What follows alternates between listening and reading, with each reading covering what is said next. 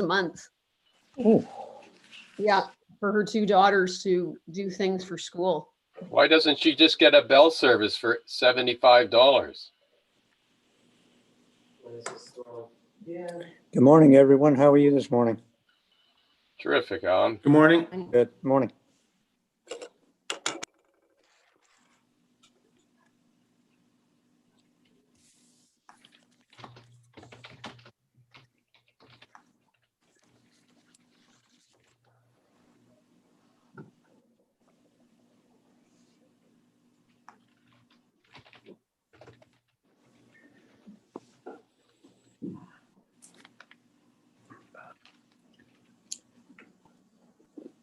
Jane, and that we call the meeting to order. We're on. Pardon? Just about. Okay.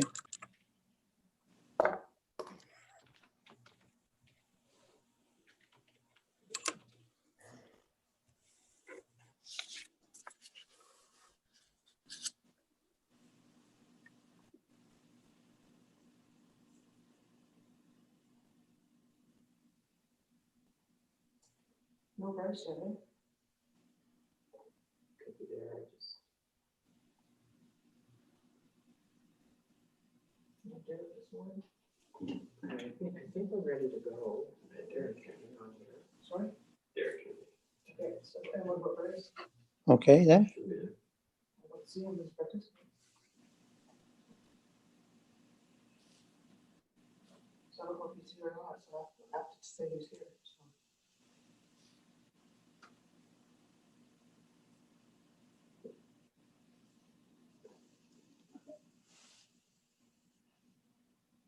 Are we ready to go in?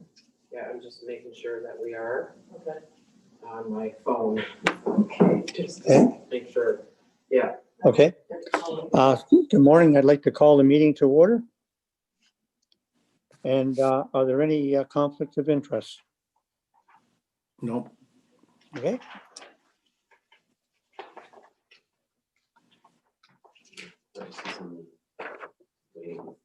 Is Moved by member Green, second by member Quinn.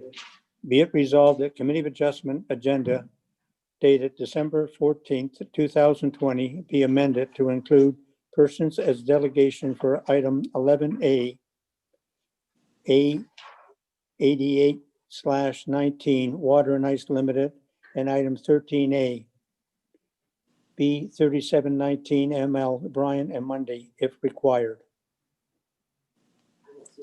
Any questions or comments? All those in favor? That's carried. not at all.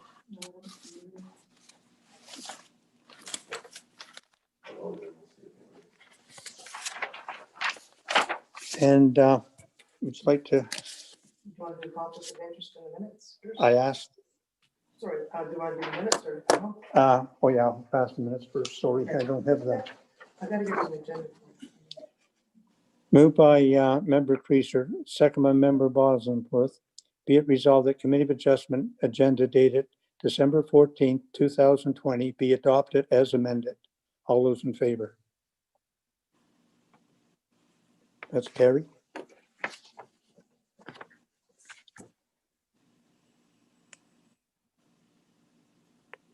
Okay. Morning, everyone, and welcome. It's required that I make a few statements and then I'll explain the procedures of the hearing. The electronic hearing is being held in accordance with Section 238 of the Municipal Act 2001 due to the COVID-19 pandemic. The members of the Committee of Adjustment present are Chair Alan Edwards, members Joe Quinn, Lisa Grogan Green, Rob Bosenworth, and Sharon Creaser, and I can confirm that we have a quorum. Members of staff present are David Pink, Director of Development Services and Environmental Sustainability, Bryce Sharp, Manager of Planning, Caitlin Walker, Planner 1, Wesley Cram, Planning Consultant from MHPC, Lori Forbes, Recording Secretary, Jane Sieber, Planning Technician, and myself, Andrea Glazier, Secretary Treasurer, Committee of Adjustment. Public input on this December 14th agenda was invited at the following email address, planning@muskokalakes.ca. It should be noted the motions have been pre-populated with random movers and seconders to expedite the meeting. When it is time to vote, members shall physically raise their hand until the chair has confirmed the vote. If the vote is unclear, a verbal vote shall be recorded. This is not considered a recorded vote. Now I'll explain the process of the hearing. The planner will provide an explanation and purpose of the application. The date notice was circulated and will present any submissions received. The planner will also provide the planning staff's comments. Committee will then hear from the applicant or the applicant's agent. If they wish to add any information, please provide your name, mailing address, and postal code for our records. Committee will hear from those in support of the application and those in opposition to the application. Again, please provide your name, mailing address, and postal code for our records. Committee will then hear the applicant or the applicant's agent respond to any questions or concerns raised. Committee will then have the opportunity to ask questions. Excuse me. Committee will debate the application and make a decision based on the information presented at the hearing. It must be noted the chair has a vote on each application and can participate in the discussion. There is a 20-day appeal period from the date of the decision. In the case of a minor variance application, the building permit is not available until after the appeal period and no appeals are received. When you are present at the hearing, please provide us your name and mailing address. Any presentation is limited to 5 minutes unless otherwise permitted by the committee. Please note the resolutions are automatically written in the positive to assist in completing decisions, excuse me, as opposed to write out each resolution. This does not in any way mean an application is going to be approved. And just one last thing, please take down the pink sign that was posted advertising this meeting. Thank you. Thank you very much. And the first application is B2220 ML. And that's Mr. Crown. Go ahead.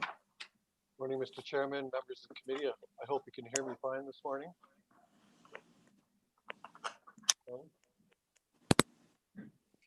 I can hear you. You're just a bit quiet. You Okay. Can you hear me? Yes, I can hear you Can fine. Thank you. Thank you, Mr. Chairman, members of the committee. It's my pleasure to be with you again this morning. The application B2220, as previously noted, is a provisional consent application in the name of Jacklin, and it's for the property at 8085 Lake Joseph Road. Purpose of the application is to sever a new building lot from the property having a proposed frontage of 274 meters on Lake Joseph Road in an area of 2.5 acres. The retained land which supports the existing dwelling would have a resultant area of 18 acres.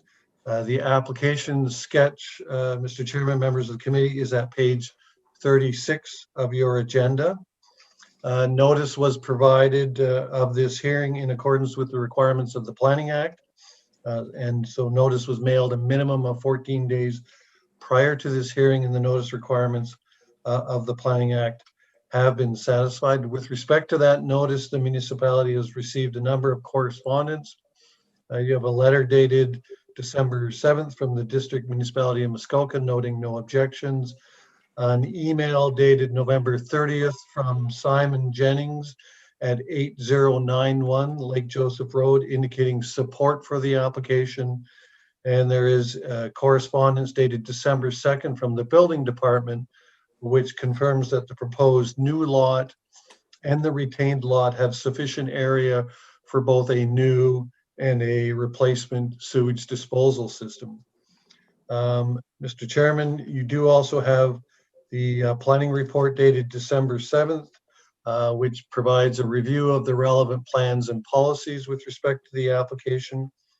I can conclude that staff have no objections to the application, and if committee is considering the approval of the application, we're recommending 4 conditions of approval.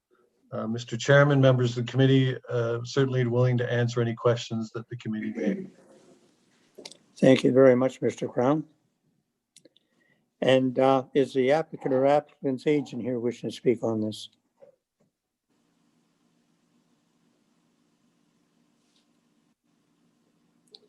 Is there anyone there, Jim? The agent or the applicant. Okay.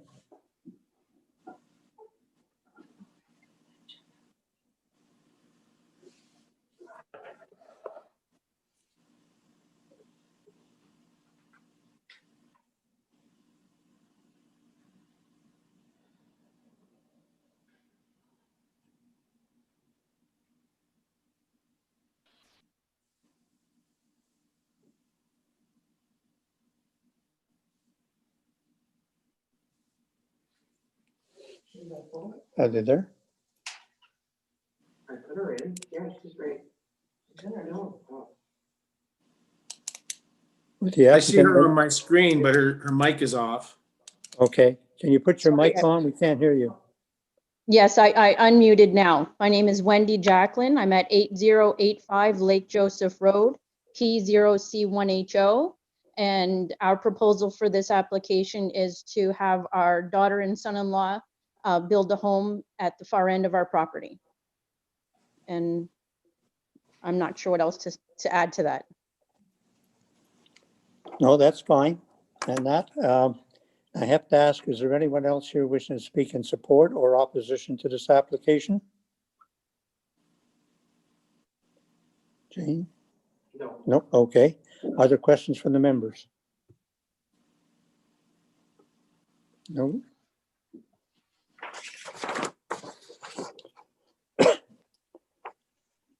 Moved by member Green, second by member Creaser. Be it resolved. Oh, wait a minute.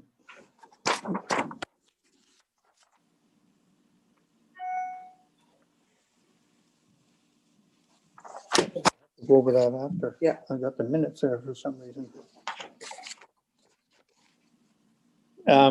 Moved by member Quinn, second by member Green. Be it resolved that consent be granted for application B 2220 ML Jacklin, provided the following conditions are fulfilled. 1, a registrable description deed of the separate lot along with any required right-of-way be submitted to the Secretary Treasurer along with a registered copy of the reference plan. 2, confirmation be received that the required entrance permit confirming asset access is available.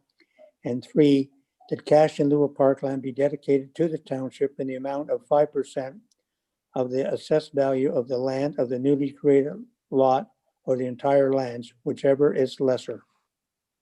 Any questions or comments? All those in favor? Yeah. And that's carried. Thank you.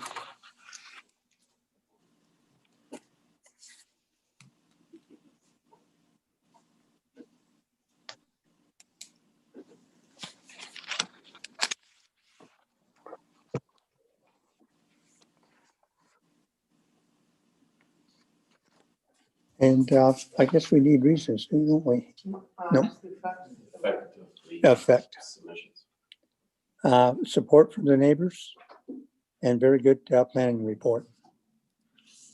And it looks like I skipped over one, so we'll just go back and move by member Green, second by member Creaser. Be it resolved that the minutes dated November 9th, 2020 be adopted and approved as circulated. All those in favor? And that's carried.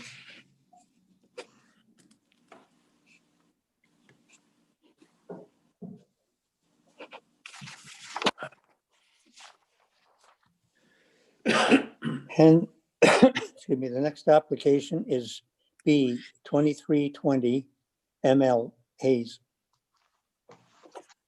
Thank you, Mr. Chairman, members of the committee. This is a provisional consent application, B2320, in the name of Hayes with respect to the subject property known municipally as 1138 unit number 11 Ferndale Road. The purpose of the application is for consent to grant a right-of-way over an existing private driveway in favor of the benefiting property owned by K and J Tucum. The sketches provided with the application are on pages 46 and 47 of the committee agenda. Mr. Chairman, members of the committee, notice was provided in accordance with the requirements of the Planning Act.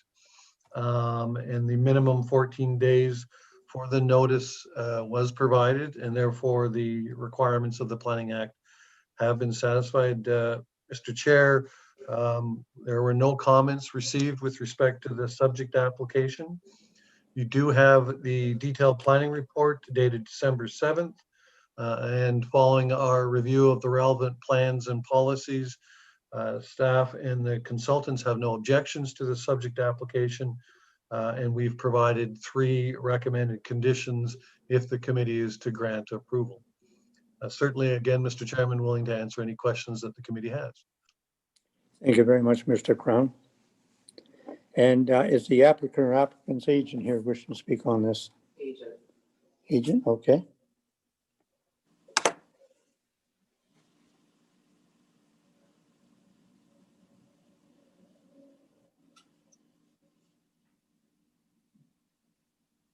We're just waiting for the agent to come on. Hey there, can you hear me? Yes, Ken? So my name's Kai Tuckums. My address is 1138-13 Ferndale Road. Kind of as it was laid out in the application, this is for an existing roadway, just to put it on title right away. If there's any questions, I'm happy to answer them, I guess.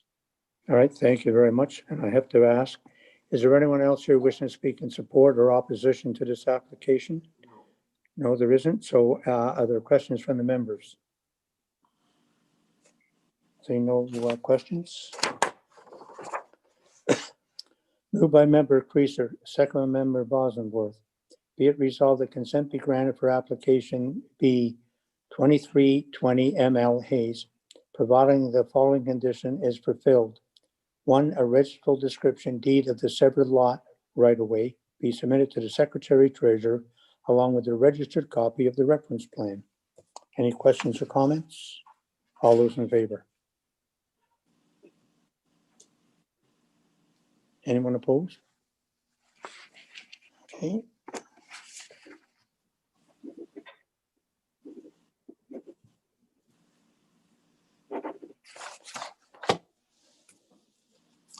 Next application is A 4620 Brown. Thank you, Mr. Chairman, members of the committee. As noted, the next matter is minor variance application A 4620 submitted by Daniel and Alexa Alexandria Brown for the subject property known municipally as 3864 unit number 3, Muskoka Road, 118 West. The minor variance application is a request for 2 variances for a new dock and single-story boathouse with respect to the redevelopment of the subject property. The first variance is for 15.5 feet to the maximum 66-foot maximum length of a dock. The second variance is 20.5 feet variance to the maximum length of a boathouse from the shoreline, which is a maximum of 50 feet and proposed 70.5 feet. The sketches with respect to this application are provided on page 63 for the existing development or the previous development on the property, and on page 64 for the proposed development on the subject property. Mr. Chair, members of the committee, notice was provided in accordance with the Planning Act, and the minimum 10-day notice requirement has been satisfied. Mr. Chairman, we have comments dated December 9th from the Public Works Department indicating no objections. We also have comments dated December 9th from the Building Department indicating no objections as well. You do have the detailed planning report dated December 7th on your agenda indicating no objection, subject to a modification of the proposal to reduce the size of the shore dock and ramp to a maximum width of 11 feet. And Mr. Chairman, I can go into a little bit more detail if you'd like on that aspect. Yes, please. If I could ask committee to refer to page 11 of this report. What page in our agenda, Mr. Carm? I knew you were going to ask me that, Mr. Chairman. 62. 62. Thank you, Member Bosworth, for saving me in that occasion. You'll note there is a description of the detailed proposal for the dock and the boathouse, which, as I've already indicated, staff believe that the conditions of the property, the shoreline, and the lack of water depth in that location, we found significant policy support for. But our concern related to the size of what I'll call the shoreline dock or deck immediately adjacent to the shoreline, which based on its dimensions could be 600 square feet in size. And we think that component of the application would not meet the policy and regulatory tests of the municipality. And we're recommending a reduction in the width of the ramp to the structure that would support the boathouse, and therefore bring it into greater compliance and conformity with the municipality's planning regime. Certainly willing, Mr. Chairman, to answer any further questions with respect to that aspect or any of the other components of our staff report. Okay, very good, thank you. And I'll ask, is there anyone here wishing, the owner or the agent wishing to speak on this? The owner. Okay, the owner.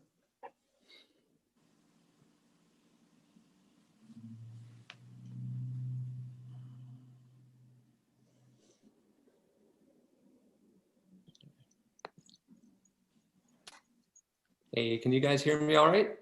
Yes, I can. Okay. Yeah, like Wes said, we're just looking to get our dock extended, or at least the size of the original dock, and then also for the boathouse to have that out further as well, just due to the shallow water. It is quite shallow, so that would get us just enough to be able to get a boat into the dock slip there.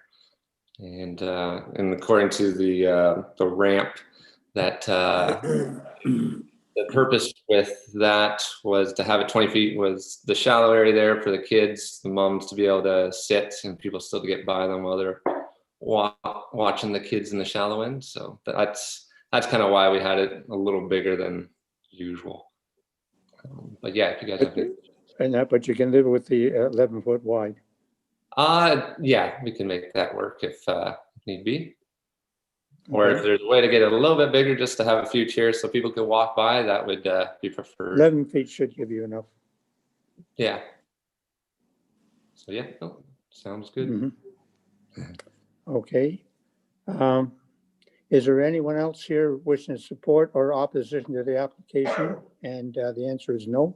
Are there questions from the members? Yes.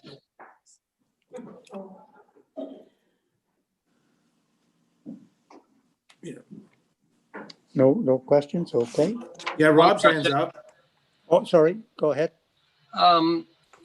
It was unclear in the report, but it implied at the beginning of the report that there used to be a boathouse there. Is that correct? I don't believe so. There was 2 separate cribs on either side of the dock that went out about, I think, 15 feet. But I don't think there was ever a boathouse structure on there. But there was more of a dock at one point on the property. And one more question to Mr. Crown is, what's the minimum frontage required to have a single-story boathouse? Is it 100 feet? Again, Mr. Chairman, I'm going to look to, as I think I have on a number of occasions, to either Mr. Pink or Mr. Sharp to help me out with their greater knowledge of the municipality's official plan and zoning bylaw. Good morning, Committee of Adjustment. Through Morning. you, Chair Edwards. The minimum frontage requirement for a single-story boathouse on Lake Rosso is 100 feet. Thank you. This is Lake Joe, it's saying. Sorry, Lake Joseph. No further questions. Okay, any other questions? Read the application. Sorry, one more point. Yes. The report also suggested we might ask for some plantings, and I was wondering what the rest of the committee thought of that. There was no picture provided, or it wasn't a good picture that provided of what the shoreline vegetation was.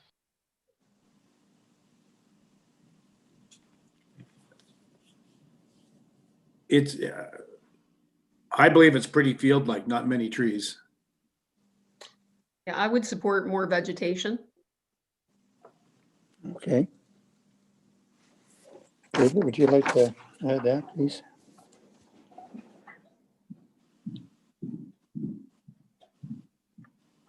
And we're talking about with the smaller ramp at this point, correct? Yeah, it's in the Yeah. resolution.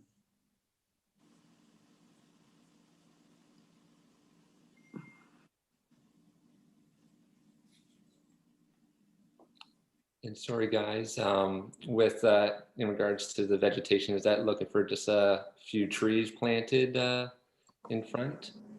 It will be on there, and the planning staff can let you know Okay. on that.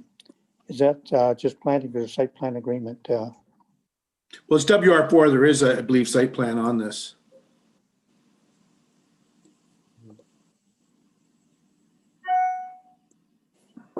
I don't know if this helps at all, but I know when we tore down the cottage, I guess it's the footprint of that was less than double the size of what we're rebuilding. And so I heard that there was no site plan on it because of that. I'm not sure if that.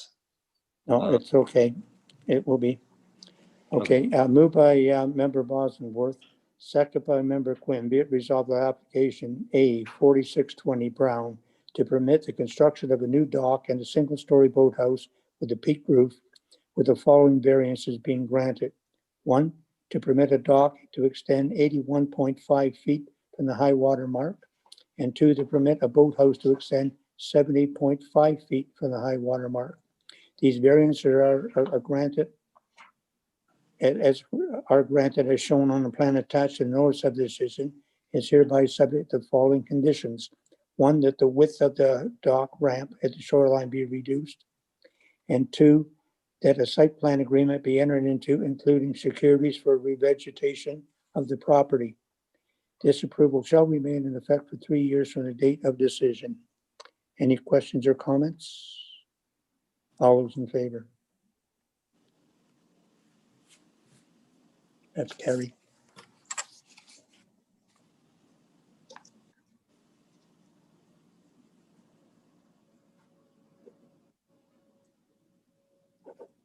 And the reasons? Reasons and effect.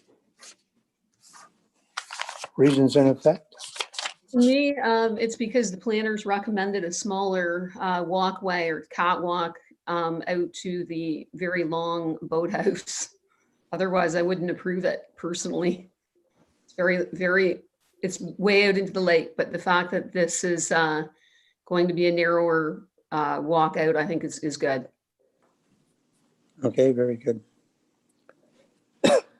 I think Next up, I'll add that there, I think it's a very reasonable reason for allowing the extension being shallow water, and there seems to be policy or precedent that supports that. okay, thank you. And the next application is A 4720 Davy Burrito. Thank you, Mr. Chairman, members of the committee. The next matter is a minor variance application, A 4720, submitted by J. Davy and C. Barretto with respect to the subject property known municipally as 1035 Lakeview Road. The application is a request for relief from 11 sections of the zoning bylaw for proposed development on the subject property composed of 3 parts. There are a number of variances that have been requested for a full second-story addition and a full second-story sun deck, as well as stairs to access that as well. There are proposed variances for 2 existing accessory structures and in addition to an existing dock. And again, a number of variances to permit a recreational vehicle to be used as a temporary accommodation on the back lot during the proposed renovation in addition to the subject dwelling. Mr. Chairman, members of the committee, the notice with respect to this hearing listing the various variances is on pages 66 to 68 of your agenda, and the sketch with respect to the application detailing the proposed development is at page 88 of your agenda. Notice was provided in accordance with the Planning Act, Mr. Chairman, and the notice was mailed a minimum of 10 days prior to this hearing. I will note, Mr. Chairman and members of the committee, that the municipality received a call late last week that the public property notice was posted in the window of the subject building and was not readily viewable from the roadway itself. Mr. Chairman, maybe we can talk about that as a separate item, as whether there are options for the committee with respect to a new notice. But Mr. Chairman, as you'll now see, as I go through the comments, the community is well aware of this application. In particular, the adjacent property owners are aware of the application, and I believe that significant community notification has happened with respect to this application, and that you can proceed with the consideration of this application today. But maybe during discussion, we can determine whether the committee is comfortable or not comfortable with proceeding in that manner. Mr. Chairman, we have received a number of correspondence with respect to this application, and I'll review those now. We have an email dated December 10th from Eric Elstevez at 1009 Lakeview Road indicating support for the subject application. We have an email dated December 10th from Louis and Gail Lacroix at 1021 Lakeview Road indicating support for the application. We have an email dated December 10th from Carl Smith and Rita McConnell at 1041 Lakeview Road indicating support for the application. We have an email dated December 12th from Silvana Bezina and Alex Tarzi at 1037 Lakeview Road indicating numerous concerns and objections to the subject application. Mr. Chair, members of the committee, I'll indicate that this is the lot immediately to the south of the subject property. We have an email dated December 13th from Brian and Andrea Butt at 1033 Lakeview Road with concerns and objections to the application. Again, this is the lot to the north of the subject application. We have an email dated December 13th from Karen and Steve Carter at 1025 Lakeview Road indicating support for the application. We have an email dated December 11th from Harp Athawal at 1015 Lakeview Road indicating support for the application. We have an email dated December 11th from Paul and Lizanne Kirzowski at 1031 Lakeview Road indicating support for the application. And we have an email dated December 11th from Carolyn and George Guppy at 1017 Lakeview Road indicating support for the subject application as well. Mr. Chairman, you also have the detailed staff report with respect to the application in front of you. And staff indicate having concerns with the whole application that's before you, particularly the number, nature, and the extent of the relief that's being requested in application A4720. And we do provide in the report a series of recommendations if the committee is considering approving all or some of the application. Mr. Chairman, certainly willing to go into more detail and answer any questions that you or the committee has. Thank you very much, Mr. Brown. Is the applicant or applicant's agent here wishing to speak on this? The owner. Okay, the owner.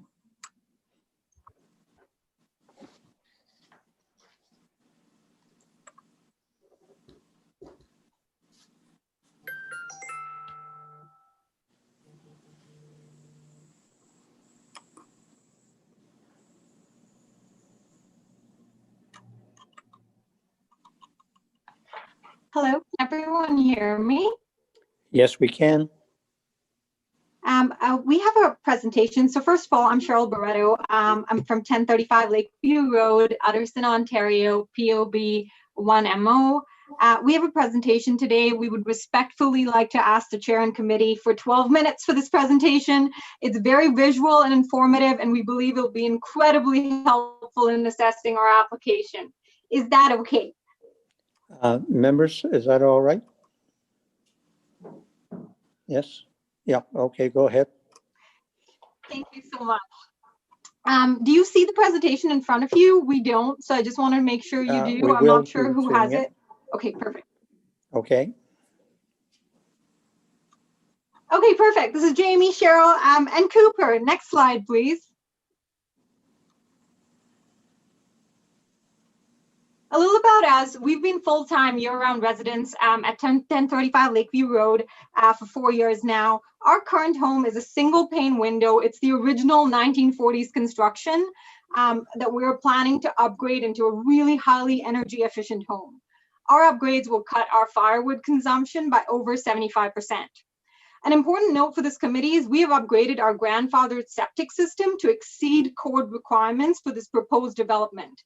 As you know, this is one of the most significant things you can do for lake health, and we truly hope that development associated with septic improvements are prioritized.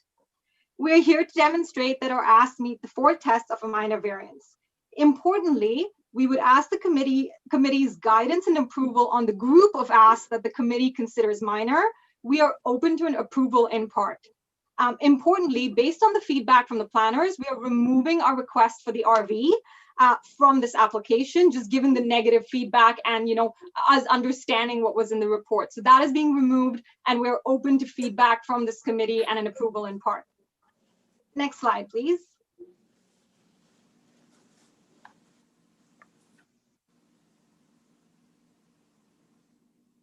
This is a quote from the Muskoka District official plan. It's a guiding principle that really calls for the importance of young people and families to be encouraged to stay in, return, and come to Muskoka. And we put it up here because that's who we are. And what you're listening to today are some of our very basic, modest needs so we can stay here. Next slide, please.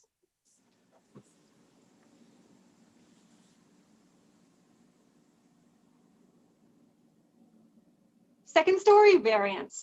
So what's really important with our second story variance is we're only asking for a side yard variance for one of the side yards. You can see in the picture there, we meet every other side yard. So front, the other side, the roadside. We've even ensured that the second story area is smaller than what's allowed. So it's smaller than the 8% that's allowed.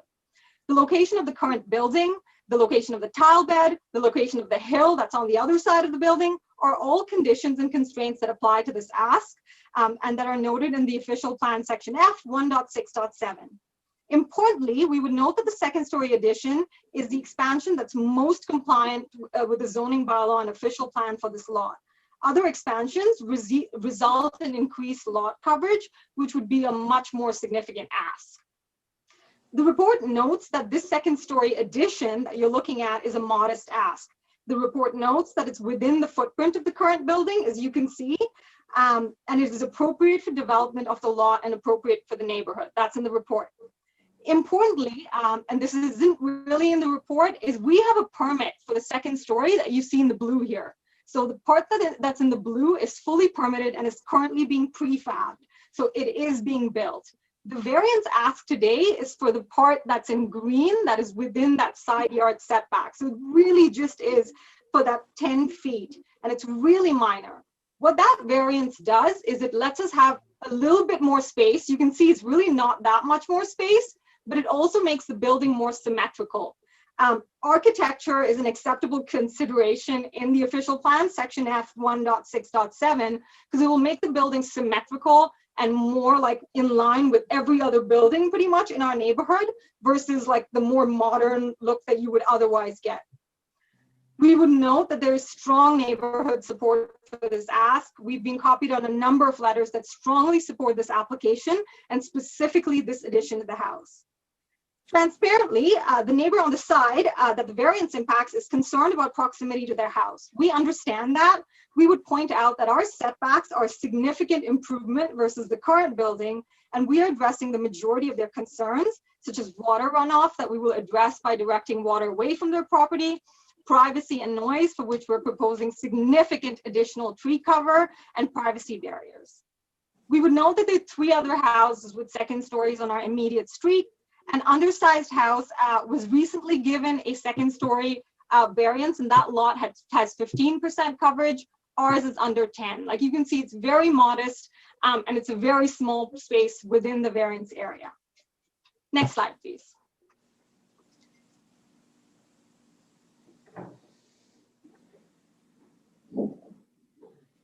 We want this committee to know that we are fully committed to offsetting any increases in built form. It's something that's very important to us.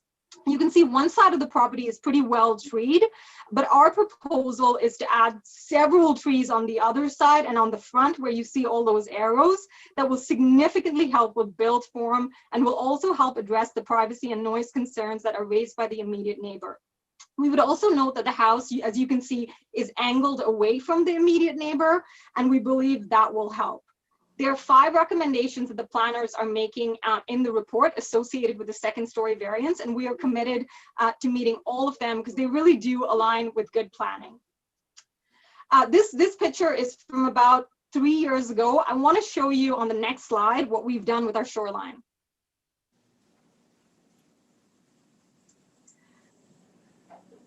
We want to underscore how serious we are about our commitment to the lake and about natural versus built form.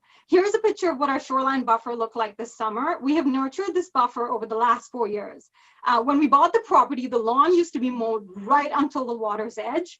We have planted a tree in front of the sauna. It's currently about 7 feet, but it will grow large and dense and completely shield it from the water over time. As you can see, I hope you can really see this, natural form is really important to us, and we truly intend to mitigate any concerns via significant continued naturalization plans. Next slide, please.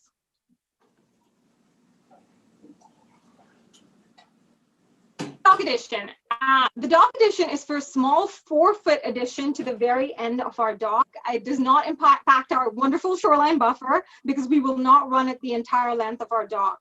We are also asking for dock width variance of 8.4 inches. That is inches, not feet, because we do not want to cut off the boards and throw these cutoffs in the landfill. So that could be a variance that, you know, committee could consider not giving us or taking out. We would note, you can see on the picture at the bottom left, our dock, there is over 50 feet distance between our dock and the nearest 2 docks to us. Our immediate neighbor does not and is not allowed to have a dock. So there's a lot of space between us, and a 4-foot addition at the end of our dock will really not have a significant impact. Our neighbors do park right at our dock, so that additional 4 feet will give us space to stop and park a boat at the end of our dock. So it's a really small ask. Again, we looked at other variances on our street. A dock was given a max width of 19.5 feet versus ours would be a total of 10. And that was a smaller lot. Committee would remember a boathouse has been granted a variance of like 13 feet. This is also on our lake recently. So we truly believe, we know that there are a number of variances, but we truly believe what we're asking for here is really, really modest. Next slide, please.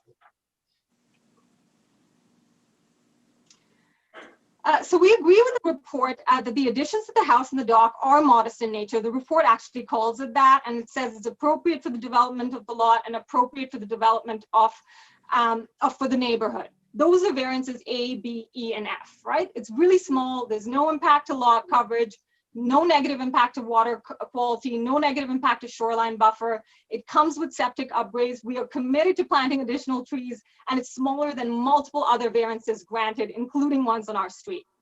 What really would look to committee is guidance on the items below, because I think the report was concerned about just like the number of variances that we were asking for.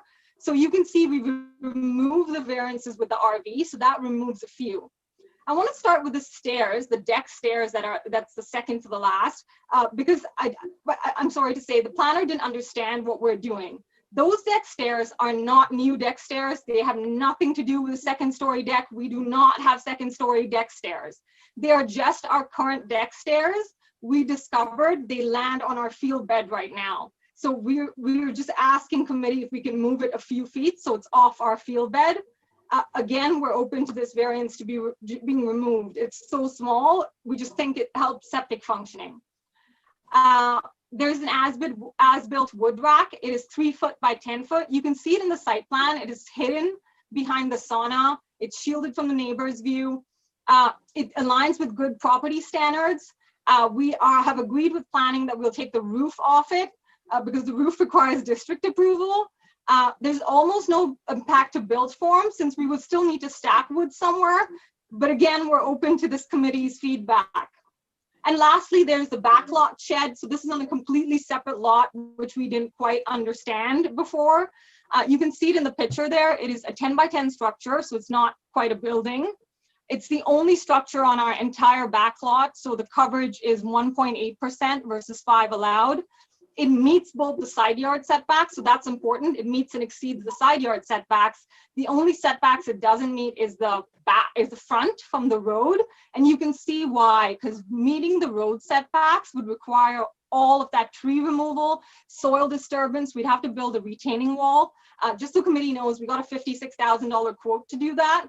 And that should just tell you the amount of work it would take to make this building compliant with the zoning bylaw and just the disturbance it would cause. So, I mean, these are our asks. We truly believe they're modest. We are open to removing variances as suggested by committee, but we would ask the ones that you consider minor are. Thank you so much for your time. Thank you very much. And before I ask for questions, is there anyone here wishing to speak in support or opposition to this application? There are 2 neighbors here. Okay, we'll hear them first before we have questions.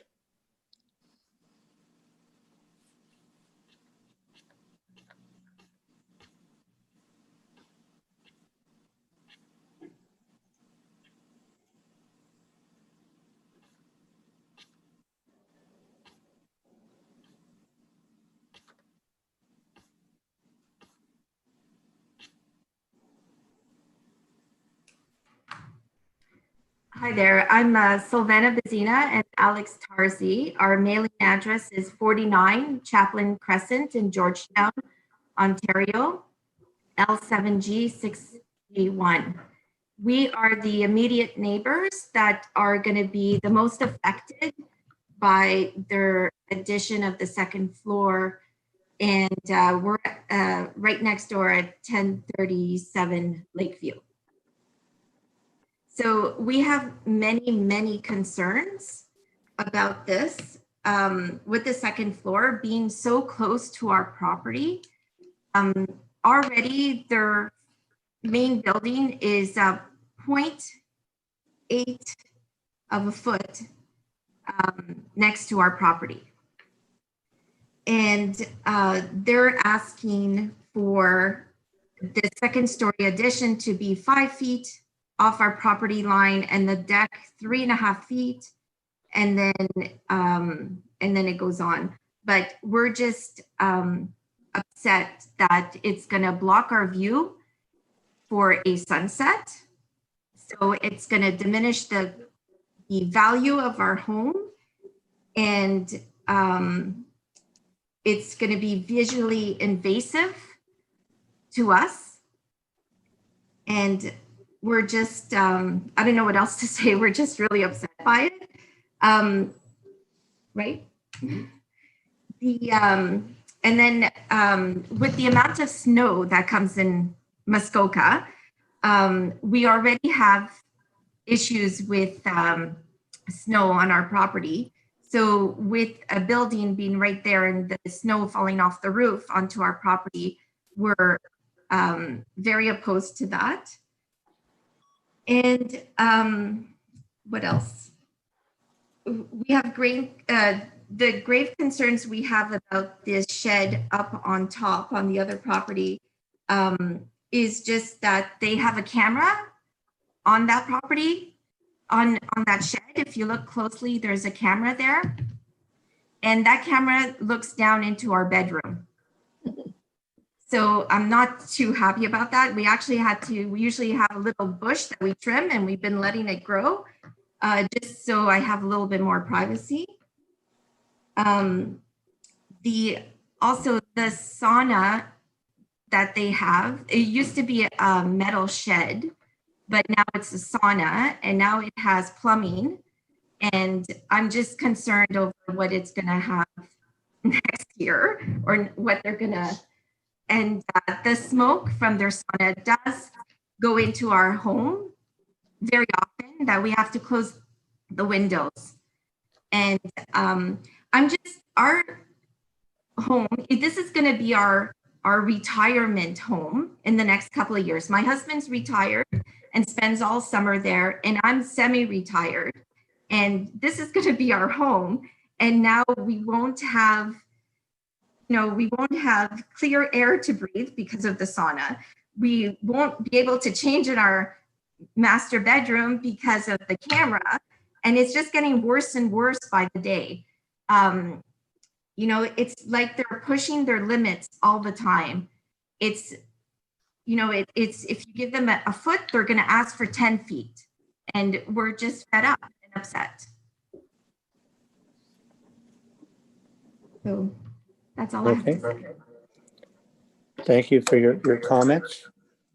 Is there anyone else here wishing to speak? And there's one other, Yeah, another neighbor. another neighbor coming on, okay?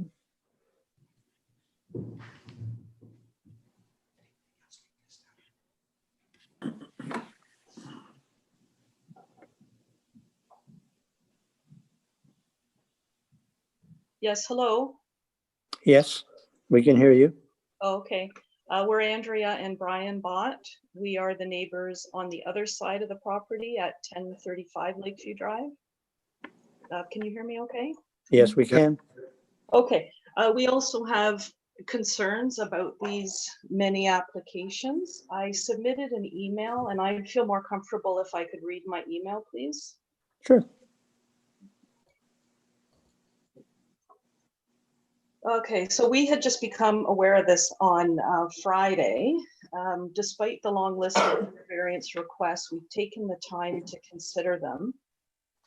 We are opposed to the variance requests and the requests for recognition. We feel the applicants have already obtained several building permits for different projects, including a second-story addition. We feel that these building permits are sufficient. We don't agree with the need to push farther for more. For the dock, we understand the existing dock that they have now is 6 feet wide. It was just built recently in keeping with a building permit that they had obtained. The variance request states that the maximum permitted dock width is 9.3 feet. The applicants are now requesting variance to allow the dock to be built at 10 feet wide with an added length of 24 feet. The current allowable width of 9.3 feet is well in keeping with the size of the property in question and also in keeping with the size of the adjacent properties. It's also, in our opinion, that's more than sufficient for swimming and docking of watercraft. We recognize that the applicants have already obtained a building permit for the second-story addition, as I had mentioned. Our properties are adjacent. These houses sit really close together. So obviously, we have concerns over reduced privacy as well as overbuilding of what was meant to be a quaint waterfront property. We have not seen any elevation drawings, and we'd be opposed to any new doorways or windows overlooking our side of the property. We ask that the applicants be required to plant trees and vegetation on their side of the property directly in between the two houses where there currently are no trees. I know they just showed a picture of some, vegetation on that side, but there's a whole strip of property directly in between our two properties that has absolutely no trees, no vegetation, nothing. So we would ask that something be added here because we understand they've already been given a permit for that second-story addition. So with this increase in height, we're going to require, we ask for some privacy in there. Also, we're still not really clear if this new construction or this renovation they're doing, is it going to be two levels in total, or is it going to be a new basement, a main floor, and then a second story on top? We're really not clear on that. Again, there's been no elevation drawings. We really have no idea what this thing is going to look like.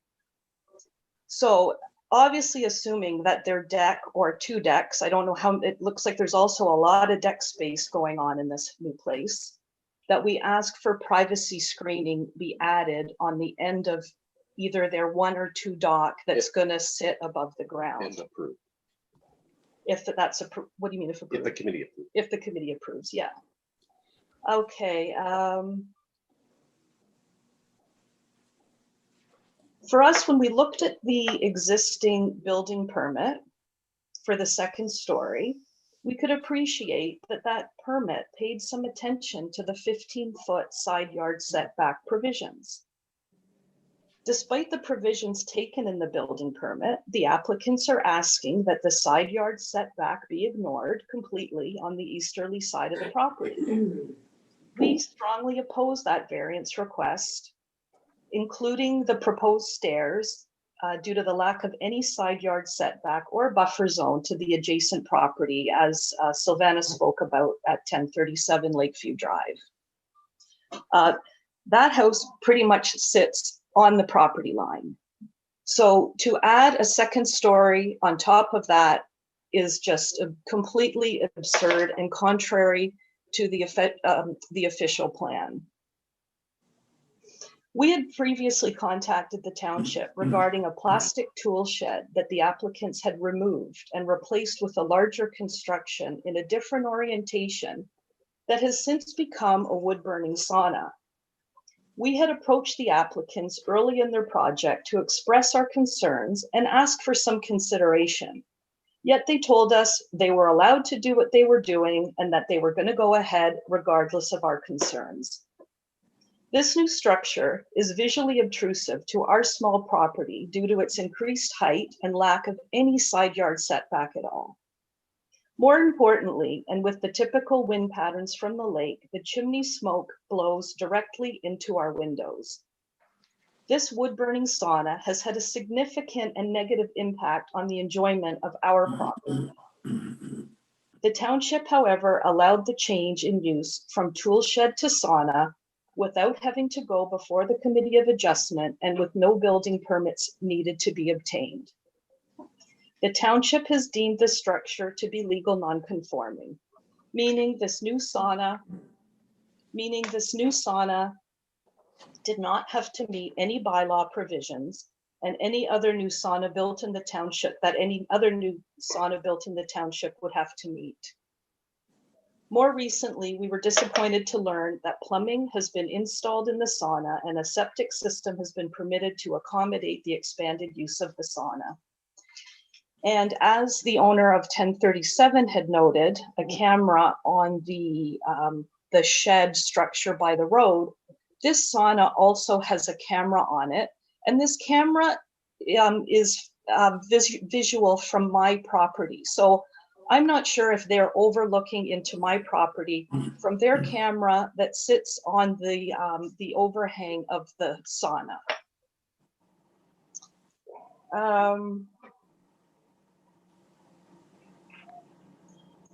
And then just a comment about the shed by the road. It was through my conversations with the township about the sauna that we came to learn that the shed by the road was in fact not permitted. The owners of 1035 had told us that the shed by the road, it was permitted. They told us that the township had come by during the construction and that they had measured the side yard setbacks and that they had told the owners of 1035 that that shed was legal, it was allowed to be there. I believe that to be true. When we spoke to the township about the sauna, the shed by the road came up in conversation, and I was a bit surprised when I was told, no, that shed is completely not allowed. So that's how that came to my attention. The town had advised us that they were serving the applicants with a notice, not to bring the shed into compliance, but to remove it. So that was my knowledge there. Any other points? We do have concerns also, since these owners seem to like cameras and security cameras, and like the owners at 1037 said, they feel, these cameras are visible from the window. We feel the cameras on the sauna are visible to my backyard. I have the smoke from the sauna in my backyard. I have the smoke from the sauna coming into my windows. With the added height of this building and the new second story, I would have concern where additional cameras might be added. And as the owners of 1037 mentioned, This too will be my retirement home. So currently we do use it seasonally throughout the year, but this too will be a long-term residence for us as well. So in conclusion, we just wanted to thank you for considering our comments and our concerns. And we do look forward to obtaining further information and decisions regarding these many requests for minor variances. Thank you.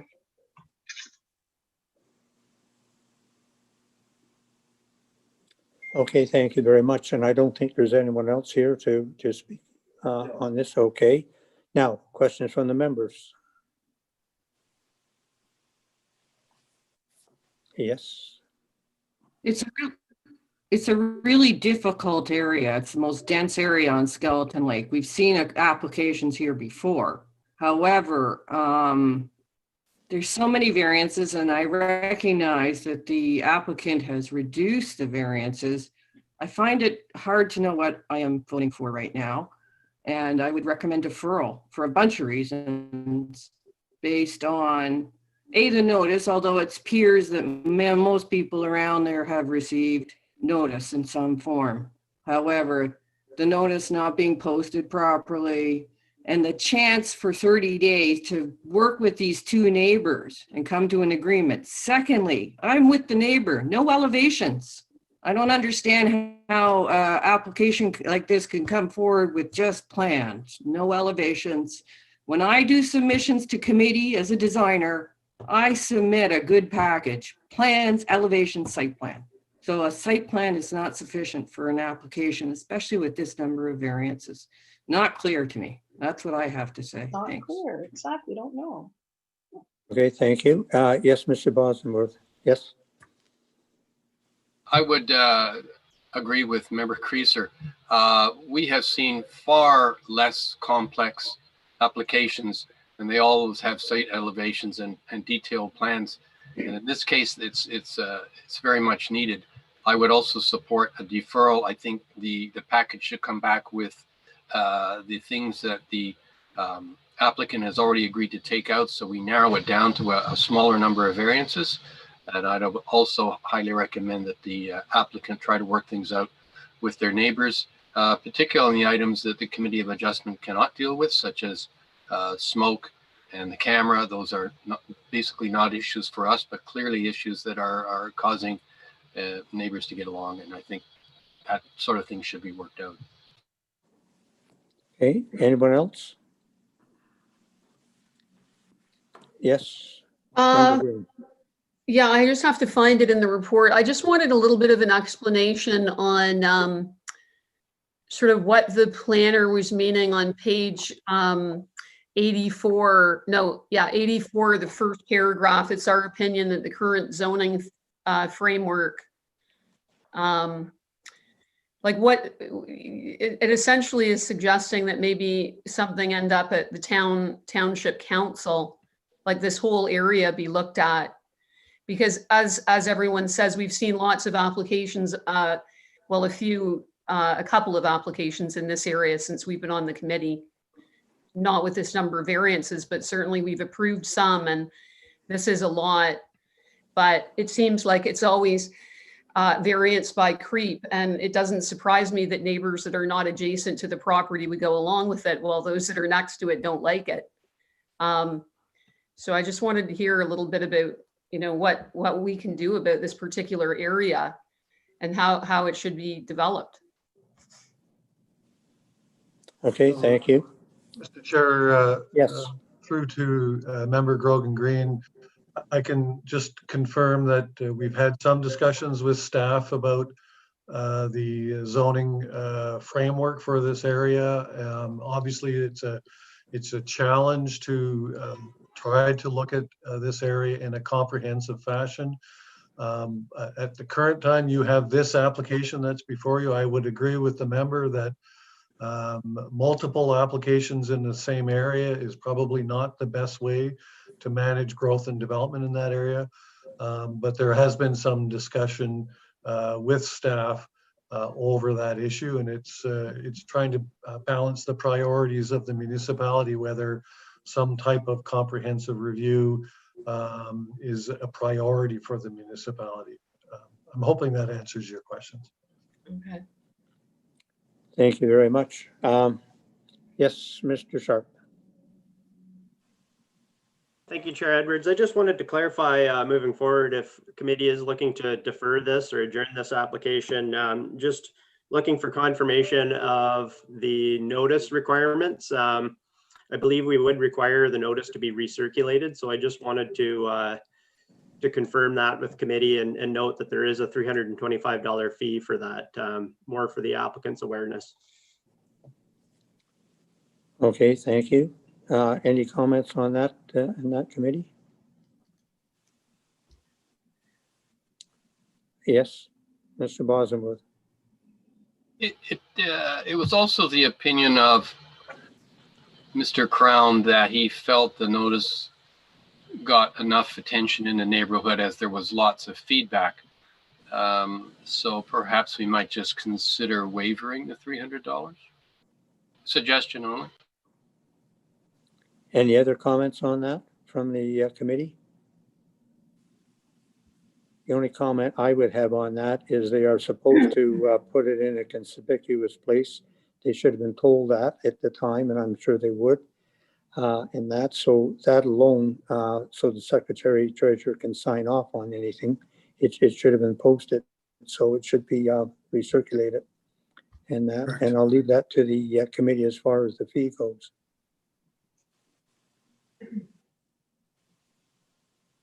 Any questions or any suggestions from the members? All right, if nobody else thinks the fee should be waived, then I will withdraw my comment. Okay, very good. Okay, thank you very much. So I think at this note, we're going to defer this application. I would suggest that the owner meet with their neighbors and trying to come to some sort of a compromise on it. I feel that the committee are not in favor of a lot of it, so it would be better to actually defer this. And I'll ask the owner.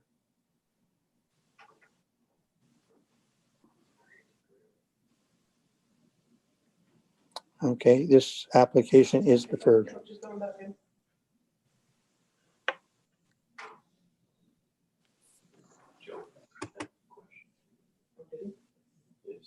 Okay. So on to the next application.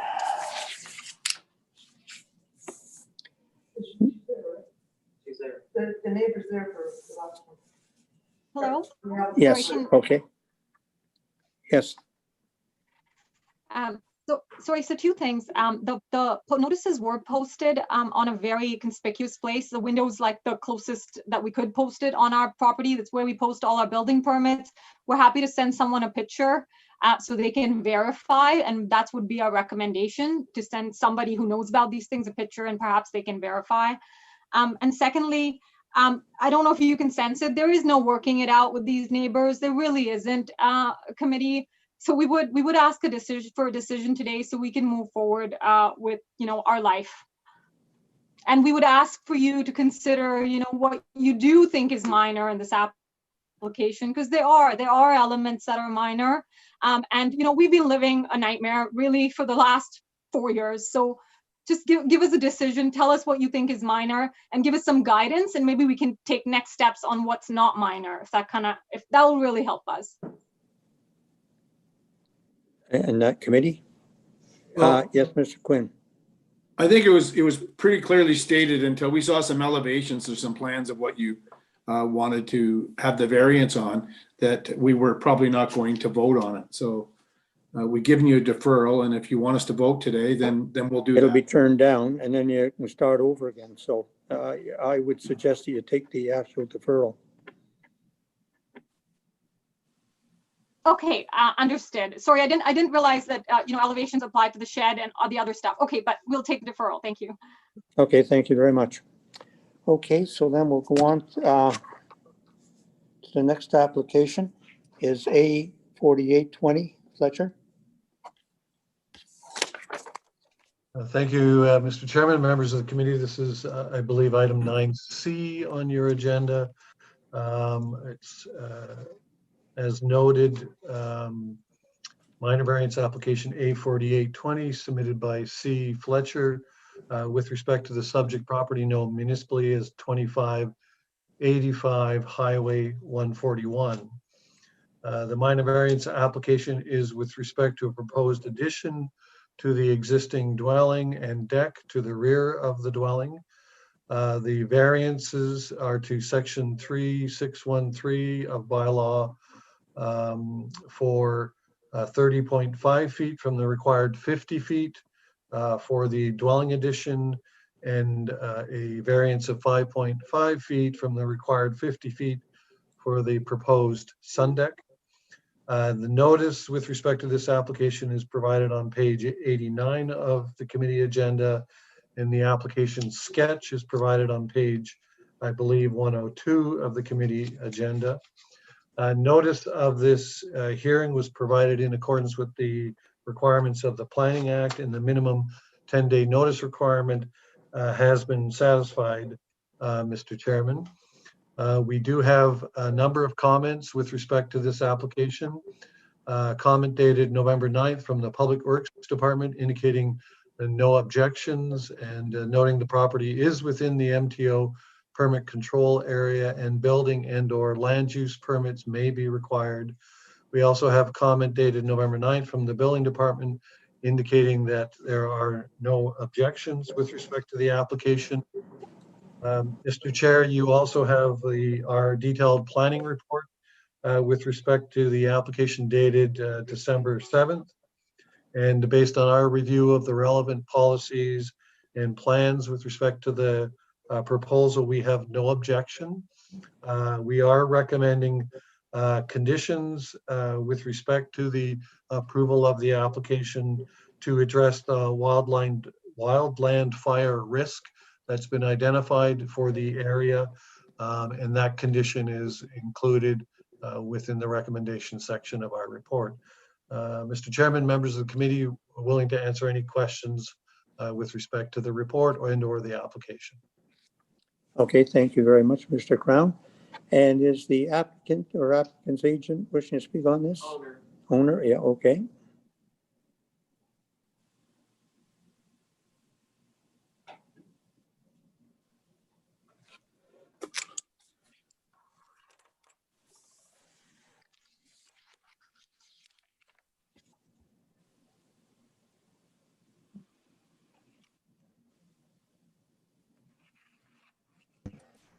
Hello,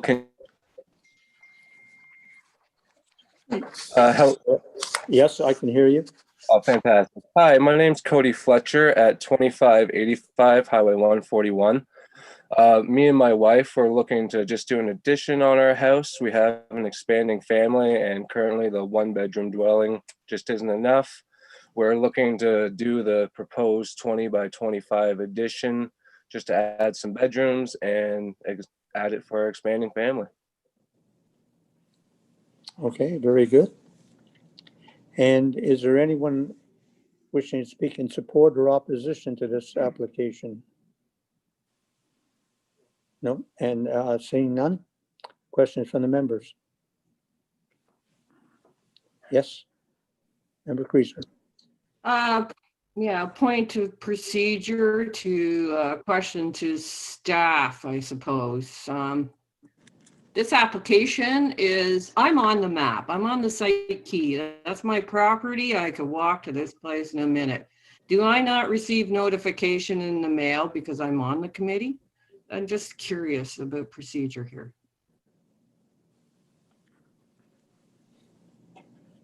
Mr. Sharp? Through you, Chair Edwards, to Member Creaser. For a consent application, notification requirements under the Planning Act are 200 feet from the property boundaries of the subject property. However, under a council policy, we circulate an additional amount up to 400 feet. So unless your property is within 400 feet of the boundary of the property, you wouldn't have received notice. Okay, I guess I'm a little bit over 400 feet. Probably 405 at least. I'm not. Yeah, we do the circulation distances based off of our digital mapping. And it is quite specific. So you could literally be, 5 feet beyond and you wouldn't receive a notice. No problem. I don't have a real issue with this thing, and I'm interested in the fact that I'm in a wildfire location or concerns about wildfire. The biggest concern I have with this is that the submission for the drawing I understand would be the owner's drawing, and I know that common law allows owners to submit their own drawings. However, it's not all that clear. I understand, once again, no elevations. I really don't know what the building's going to look like, and this is more to staff. Can we not require people submit a full package for us to look at, rather than us coming here and saying, well, I don't really understand the drawing?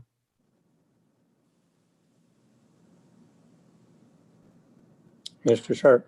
Through you, Chair Edwards.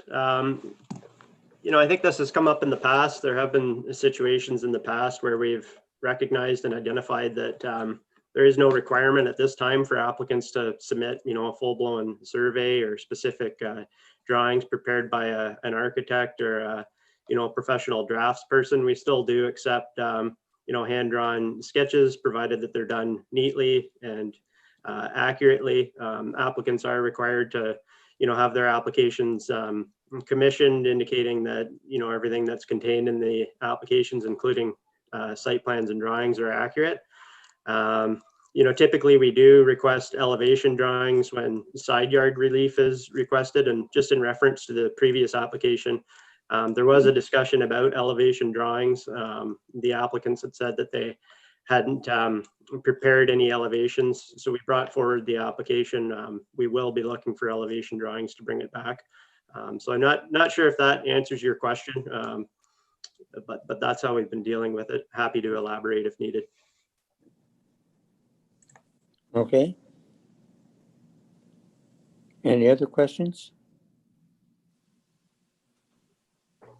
Yes, Mr. Bossenbluth. I'm in support of this application. A little concerned about the fire and understanding of that, and we've had that come up a couple of times. I guess it's just the fact that they're in a bush with a certain type of tree. So unfortunately, they're going to have to spend some money and get a professional. But just to let everybody know that I do support this. Okay, any other comments? I'll read the motion.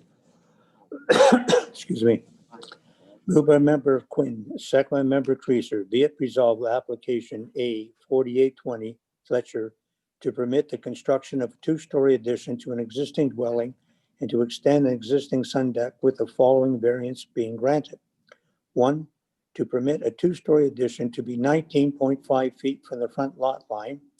2, to permit an extension of existing sun deck 45 feet from the front lot line.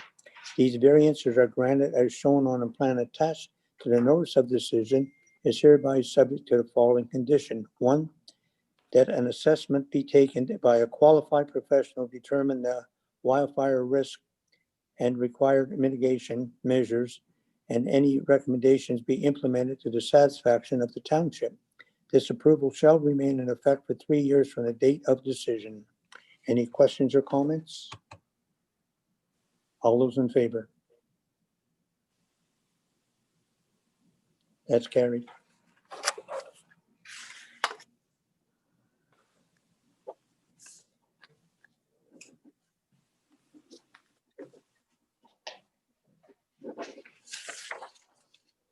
Okay, and I think we'll just take a comfort break at this time for, how long do you need, Andrea? 10 minutes? 10 minutes? Okay, yeah, we'll take a 10-minute break at this time. Thank you. Yep.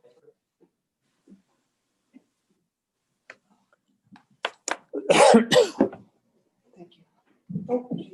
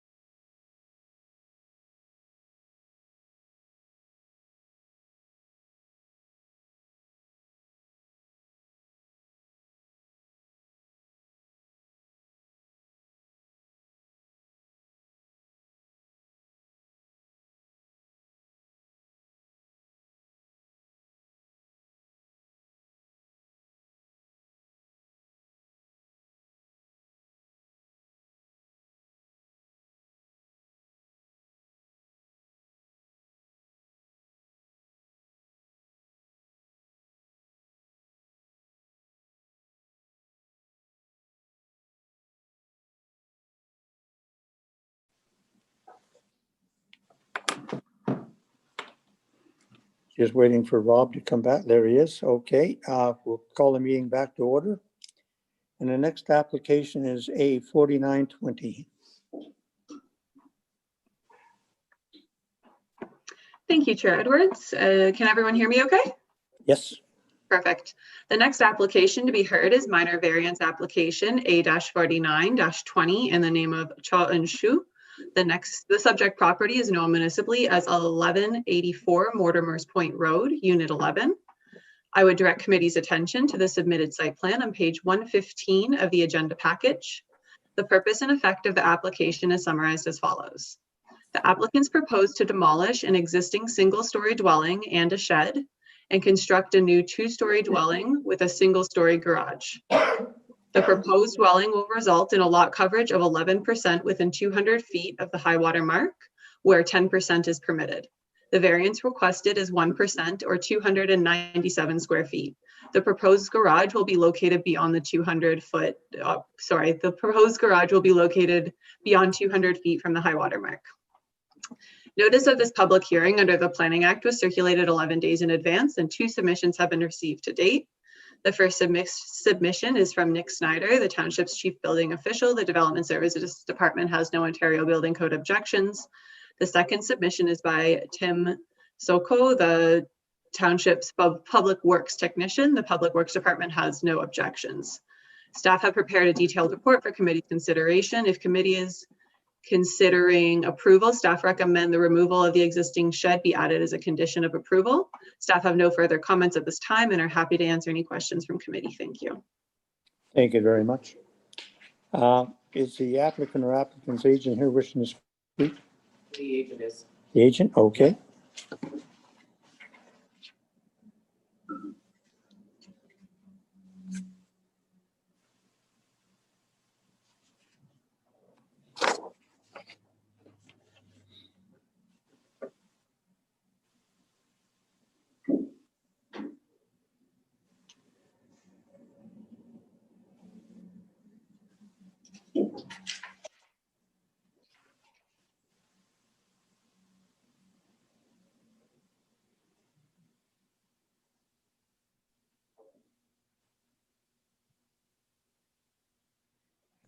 Hello, can you hear me? Yes, I can. Oh, hi. My name's Ron. Actually, I live in Unit 11, 1184 Mortimer's Point Road at Port Calling. So I went. That was me, I'm sorry. Sorry. Okay. Just a minute. We're just waiting for you to come back in. Sorry, we've got 2 of them in here.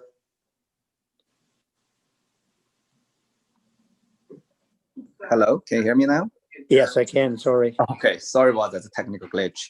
So basically, our intention to rebuild our existing cottage. Yes, I can. Sorry. Okay, so our intention is to rebuild existing. Take it down and rebuild a new one. Right now, the cottage is 3 bedrooms with all the kids growing bigger. Seems quite squishy for us. So we've been planning that for multiple years. Now this year, we finally decided to moving forward with the application. So I'm happy to answer any questions regarding the application. Okay, very much. And I have to ask, is there anyone wishing to speak in support or opposition to this application? No, there's no one. Are there questions from the members?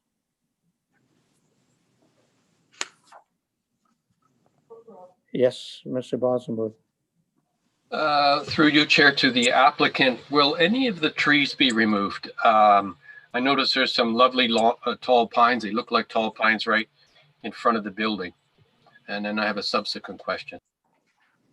Right, all the trees on far away, definitely we're not touching any of them. But according to the new site plan, some small trees are probably in the way. We have to move it, otherwise the building cannot be there. But we try to, because we are allowed to move up quite a lot to 66 high water mark, but we decided to reuse the majority of the footprint right now and also move towards the left a little bit to comply with the setback requirements. So after all those been done, I believe we're going to remove a few trees, but as minimum as possible. Yes. Just for clarification, I was specifically asking about the two trees that look to be quite large trees at the front of the building. I'm less concerned about trees on the side, but there's many places in our official plan that call for protecting the view. Yeah. And so there's two trees there. Could you talk about those two trees? Right. Those two trees, I'm looking at the site plan myself. Looks like it will be in place about the proposed deck area. And it's fairly big, as you said. And I guess we have to remove them. Otherwise, there's going to be a lot of concern and compete with the building structure. Those two we will, but others we won't touch them, the big ones. Yes. One more question for the applicant. I'm Right. trying to get a sense for built size of this building and as to whether it's how much bigger it is. It is presented as a one-story building, but it looks more like a walkout. So from the front, it might look more like a two-story building. So how high is your current building and how high is the new building? The application actually is applied for the 2 stories. You're right, it's a walkout. From the front, it looks like a 1 story, but if you from the water side, it's a 2 stories. The height, I don't have the specific in front of me, but the height is within the bylaw permits. We're not asking for, minor variance for the building's height. Whatever the bylaw require, we will comply. Thank you. Okay, anyone else have any questions? I read here. Moved by Member Bosworth, second by Member Quinn. Be it resolved, application A 4920 to permit the construction of a new dwelling which will result in a lot coverage of 3,264 square feet or 11% within the 200 area, 200 feet from the high water mark, as shown on the plan attached to the notice of decision, is hereby approved, subject to the following: removal of the frame shed. This approval shall remain in effect for 3 years from the date of decision. Any questions or comments? All those in favor?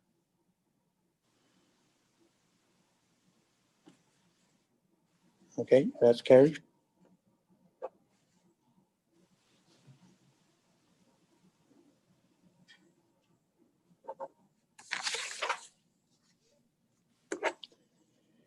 And the next application is A50. Mr. Edwards, I think Mr. Sharp has a question or comment for the committee. Yes, Mr. Sharp. I believe we need committee's reasons for their decision. Oh, yeah. And, I don't recall getting reasons for the Fletcher minor variance application as well, so committee may wish to advise of those as well. Thank you very much.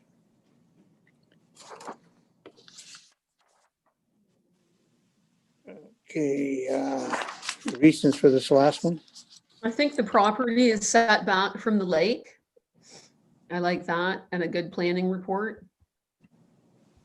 Okay, and the Fletcher one?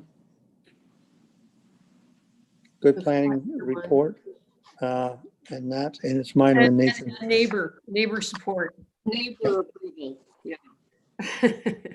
Okay. Okay, so the next application is A5020. Thank you, Chair Edwards. The next application to be heard is minor variance application A-50-20 in the name of Ruffo. The subject property is known municipally as 1076 Leonard Lake Road 2. I would direct committee's attention to the submitted site plan on page 132 of the agenda package. The purpose and effect of the application is summarized as follows. The applicants propose to demolish an existing single-story dwelling and construct a new single-story dwelling. The proposed dwelling will result in 8.7% lot coverage on the entire lot and 8.8% lot coverage within 200 feet of the high water mark. The required coverage is 8%. The variances required are 0.7% and 0.8% respectively. Notice of this public hearing under the Planning Act was circulated 11 days in advance, and 4 submissions have been received to date. The first submission is by Nick Snyder, the township's chief building official. The Development Services Department has no Ontario Building Code objections. The second submission is by Tim Soko, the township's public works technician. The Public Works Department has no objections. The third submission is by Mark Leachy, the immediate property owner to the south. The submission is as follows. It's a little long, but I feel like I should read it in full. I have reviewed the material and proposal in considerable detail. I'm also very aware of the Leonard Lake Stakeholders Association's present focus on having a lake plan filed with the town to be included in the updated official plan. I have not only reviewed in detail the Leonard Lake Stakeholders Association proposed plan, but participated in a Zoom call to both hear Leonard Lake residents' views and to voice my thoughts. I'm cognizant of the view that the 8% rule is to be followed. I'm also aware of other views touching upon how one may make use of the property. Against this background, I simply want to advise that I do not oppose the variance. Indeed, I will go further. I fully support the Ruffos plans to rebuild as documented. In my view, the plans are consistent with the ultimate goal of preserving lake water quality. Erection of a new structure employing up-to-date building materials will contribute to lake quality. I'm also aware of my own rebuilding process a few years back that alternatives are available to the Ruffos, inclusive of building a much larger and more intrusive structure.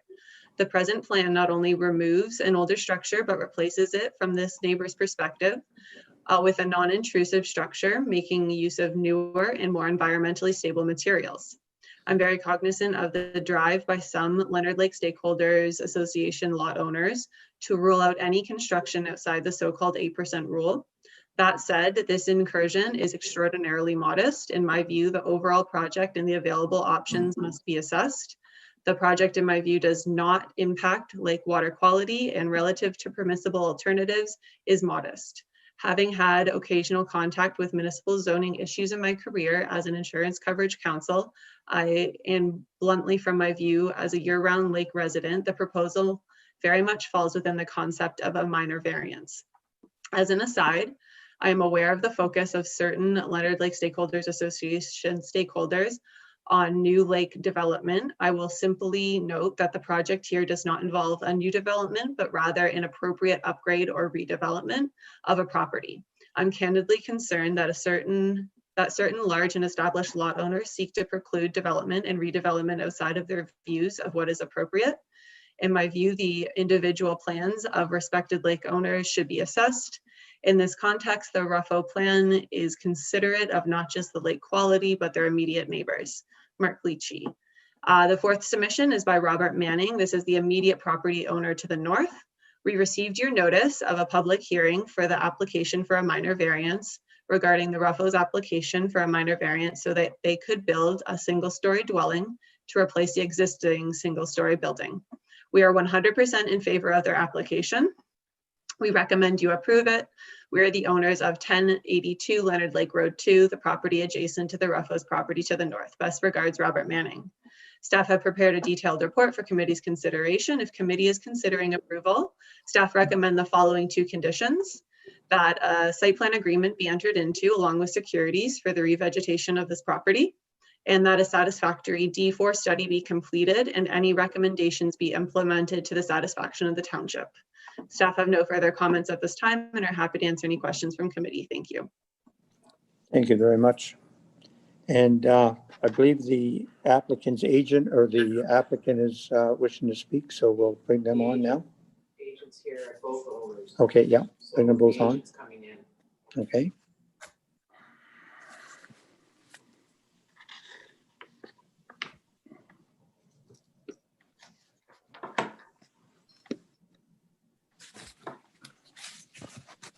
Hello, can you guys hear me okay? Yeah, can hear you. All right, my name is Trina Clark and I'm here from T-Squared Design. Can you speak up just a little bit? Yep. Thank you. My name is Trina Clark and I'm here from T-Squared Design Studio, 167 Medora Street, Port Crawling, Ontario, P0B1J0. So as mentioned, the variance requested total lot coverage is 8.7% or or 362.8 square feet. And then within 200 feet of the high water mark is 8.8% or 357 square feet. So the Rufos wish to demolish their existing cottage and rebuild a new one-story cottage with a walkout basement on their property. In doing so, they'll be enhancing the property in terms of visual appeal, functionality, safety, and property value. The location of the proposed cottage is to be on a flat portion of their property. They're also moving the cottage farther away from the shoreline in comparison to the existing structure, creating a better shoreline buffer.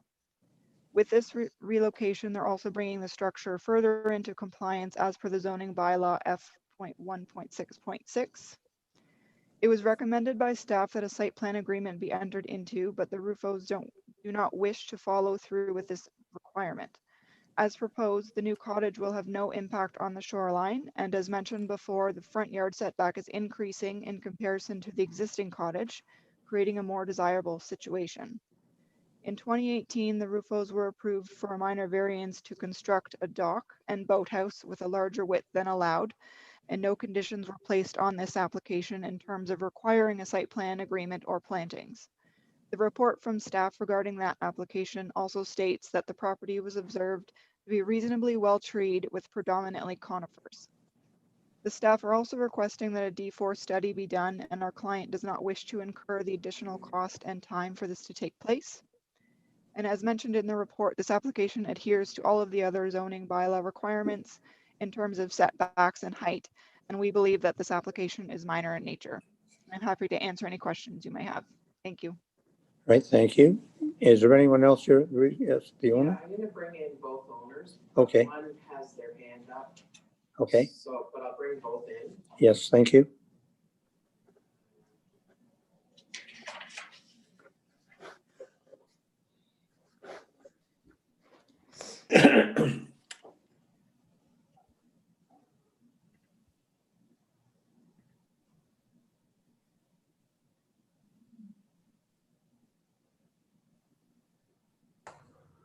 Okay, you can go ahead. Good morning. Can you hear me? I can't yet see myself. Yeah, I can hear you.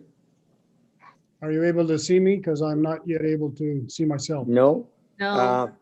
If you're on Zoom, there should be a button either at the top or the bottom. It says share video or video. Ah, yes. Yes, there we are. Thank you. Sorry. Good morning, Chairman Edwards and committee members. Thanks for the opportunity to speak to you this morning. You've heard the, I guess, the details of the variance. I just, and the main reason we wanted to speak was hopefully give you a bit of a comfort level in terms of our plan and hopefully persuade you to not see the need for the environmental study and the other conditions. As Trina mentioned, you did do a site, or at least for the previous application, we did do a site visit, and I'm not sure if you have it, but it was in April 18, and there were some significant photos of our shoreline, the site, the trees on the property, and at that time, as Trina noted, the view was there wasn't a need for a further study or a site plan or further plantings. To be honest, I'm a little unclear what exactly a D4 study entails, but I suspect it'll be some money and potentially some time. And again, I'm not sure it's required. It's something to do with a previous dump in the vicinity decades ago that has long since been decommissioned. And I'm just not sure why that would be required today when it wasn't then.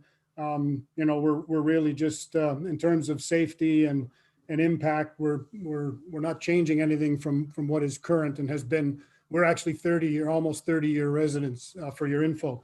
In terms of the site plan and the planting, again, I want to emphasize we're actually looking to move the new structure further back directly behind the current one. All of the trees that were verified in your report in 18, none of them will be removed. They're all still there. our shoreline is pretty much entirely rock right across the front. So additional plantings on the shoreline are really not that practical. There is, when we did put the boathouse in under the previous application, and we removed some existing structures and shrunk our waterfront structure, there's a little bit of natural vegetation coming up through the rocks and things that we've allowed to continue. Similarly, the existing cottage is on primarily rock. That shorefront rock extends back. Some of the big trees that have grown over, I guess, a few decades literally out of the rock are still there. We're not going to change those, but it would be difficult to try and plant on top of the bit of space that's going to be available when they remove the existing cottage. So planting on that rock is going to be difficult. But so again, I want to emphasize from the shore, from an impact, there will be no change.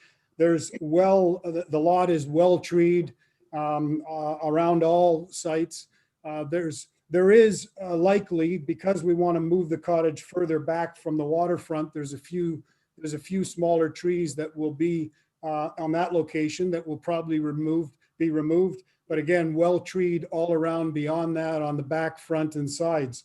So I guess, and then just to give you just a bit more, I don't want to take any more time, but in terms of our track record, when we did build the boathouse, we removed all the other structures, as I said, and actually reduced our waterfront.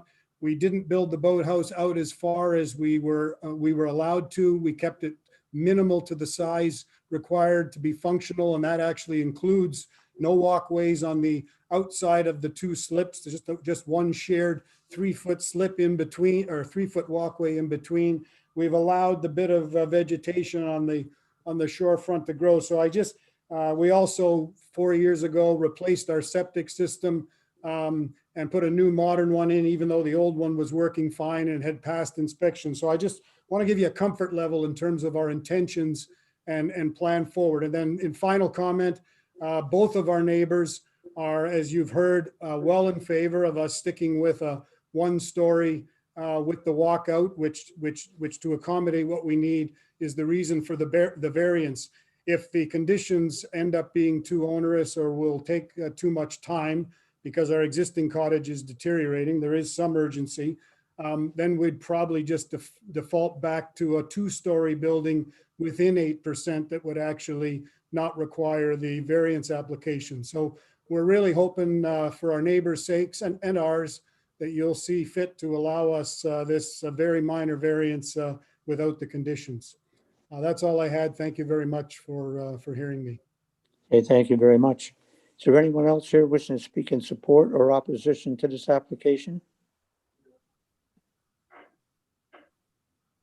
Okay, there's no one else. Questions from the members? What I'd like to know, through the chair, more about what a D4 study is.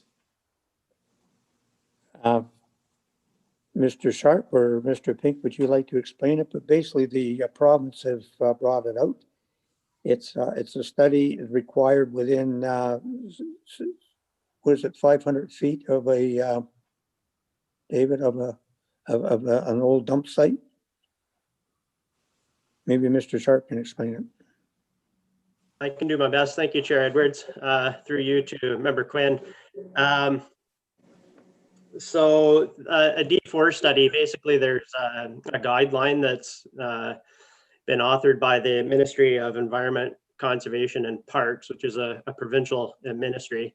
And under that guideline, there is a requirement for what is referred to as a D4 assessment study for certain types of development within 500 meters of a former or existing municipal landfill site, or certain sites that aren't municipal sites, but in effect privately owned.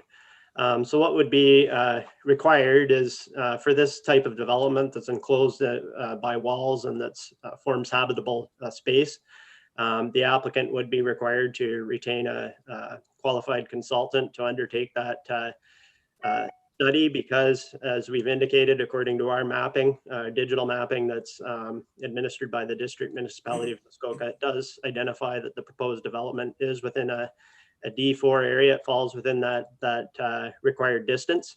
So, as professional planners, we do have expertise in planning framework, but we're not necessarily environmental experts, or we don't have the expertise to say whether the former landfill site would have an impact on human health or the building itself. So that is the intent here. I believe that the former minor variance in 2018, the proposed development at that time, which was a dock and a single-story boathouse, it actually fell outside the area that would require a D4 study. So we opted not to require it in that case. Hopefully that provides some clarification. Happy to elaborate if needed. Thanks. Mr. Sharp, just one more question. Even to give a building permit, if it was everything was within the limits, they'd still need a D4, wouldn't they? Actually, that is not correct. If they were complying fully with the township's comprehensive zoning bylaw, they could get a building permit without the requirement for a D4 study. However, because the application has been brought forward, the variances are sought, we have to review them against the policies that we have in play. Yes, So Mr. Quinn.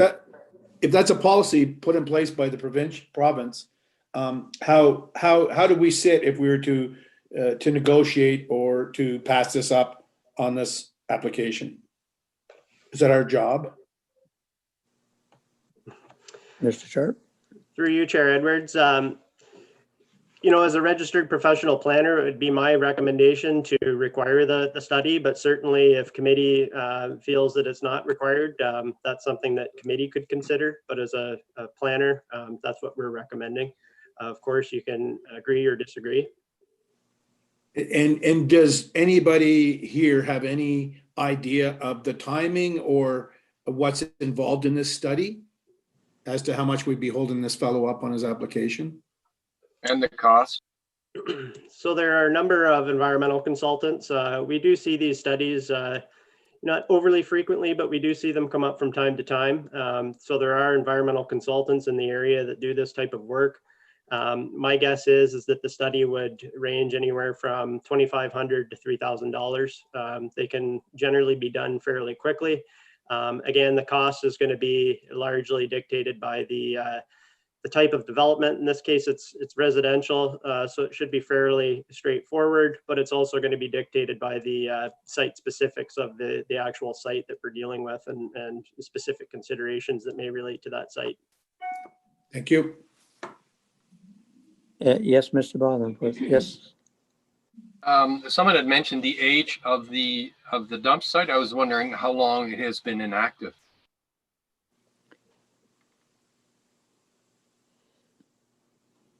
Well, I've only been in Muskoka for 5 years, so I don't have the historical account of when the site existed and when it was closed. But that would be something that would be investigated as part of the D4 assessment that we've recommended. The owner, if he's been there 40 years, Tony might know that answer.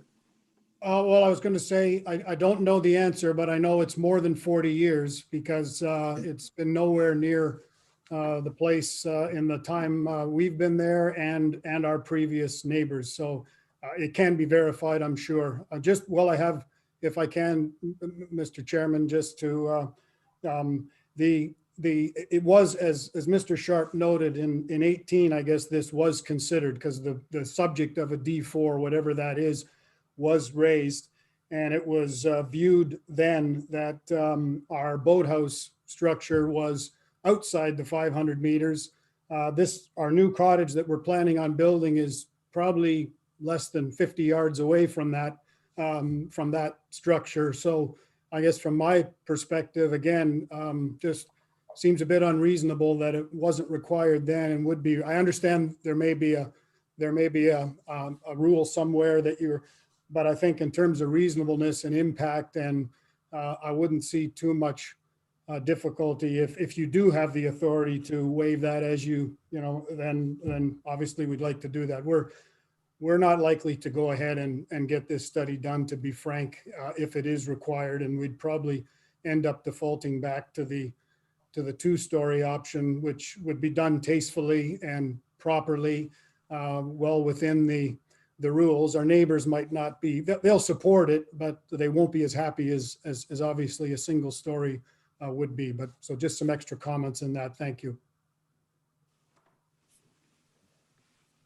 Having worked with a project that I built right over top of a midden, I know that, and it required 52 driven piles, a structural slab and a clay liner. I know this is 500 meters away, but the problem with old dump sites is bad stuff moves in the water in various ways. And I am 100% in agreement with the staff request to do the D4 on this. Secondly, 100%, I only agree to this with the requirement for the site plan condition. I'm not looking for trees. We're looking, I think probably all of us would agree, just to softening some lower story plantings just to soften the edges and leave the existing trees as they are. That's all I have to say. I'm in agreement with allowing this to go ahead with the staff recommendations. Okay, anyone else? Yes. Yes, Mr. Bosworth. Perhaps through you, Chair, question to Mr. Rufo. It looks like you have lawn right down to the water's edge. Is that correct? Well, it's grass. I can say it's not a maintained lawn. It's just grass, a mixture of grass and weeds. It's never been treated. There's no fertilizers. There's no maintenance. We cut it a couple times, but it's largely, the rock largely extends up from the shoreline onto the site, and then parts of the area where there is some soil, there's been some grass grow there, a mixture of grass and weeds, but it's certainly not a maintained lawn in the traditional sense. The plan would be, the plan is that when we do remove the existing cottage, there will be some tasteful finishings and landscaping done, and it most likely would include a bit of shrubs or some just some low, as the other member mentioned, some low rise. It's just we're not able to put anything on the rock on the shoreline across, but there would be some tasteful finishing and landscaping. And I can also say that we probably will be putting some other material, bark chips or something, because what we have found over the last 2 or 3 years, that little bit of grassy area that's there seems to be a bit of a magnet for a new population of geese that are infiltrating the lake. So we'll be looking to remove some of that and put some bark chips and hopefully dissuade the geese from coming on the property. But it's definitely not a traditional lawn in the sense. It's ground cover, really. Anyone else? Yes, Member Green. Sorry, can't hear you. We can't hear you. We can't hear you. Take it off mute. You're on mute. You're on mute. I did, sorry. I did, Okay. my little corner, but for some reason it wasn't functioning. No, I agree that the site plan should be entered into and there should be plantings. It's in my opinion, more than about softening, because essentially that is a grass lawn and lots of things can grow in Muskoka in very thin soil. So I disagree with the comments about things being unable to grow there, and totally agree that an assessment should be done. This D4 study should be done, especially because of the blue-green algae in Leonard Lake. I think we have to pay attention to that. Okay, thank you. As far as the D4 study, because it's the boathouse was not a habitable building, your cottage is, it's for your own safety. I know there's, in construction, they can put a membrane under the house and that to mitigate that.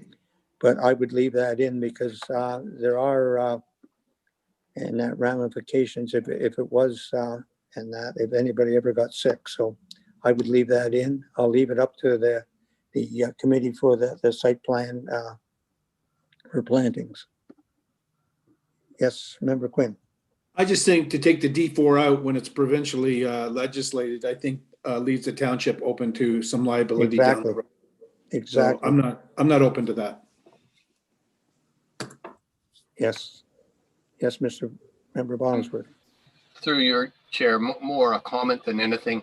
But it was mentioned earlier that the boathouse and dock were built with a minor variance. And so this is another example where we are getting minor variance creep. And if that hadn't been brought up, we wouldn't know about it. But I think this happens more often than not. And frankly, I'm going to be more curious about when cases come forward about how many previous minor adjustments have been made so that we have full context of what we're deciding. Yes, Mr. Sharp. Thank you, Chair Edwards. I just wanted to clarify a couple of points. I think I had indicated that an environmental consultant would normally undertake a D4 assessment. I apologize. I meant to indicate a professional engineer. So there are professional engineer consultants that could do that type of work. And I also just wanted to perhaps, dampen some of the applicant's apprehensions, although of course I can't say what specifically would be required in this case. In the D4 assessments that I've seen, it normally comes back as no issues. There's usually no requirement for anything major like a clay liner, at least in the assessments that I've seen. So again, I just wanted to mention that.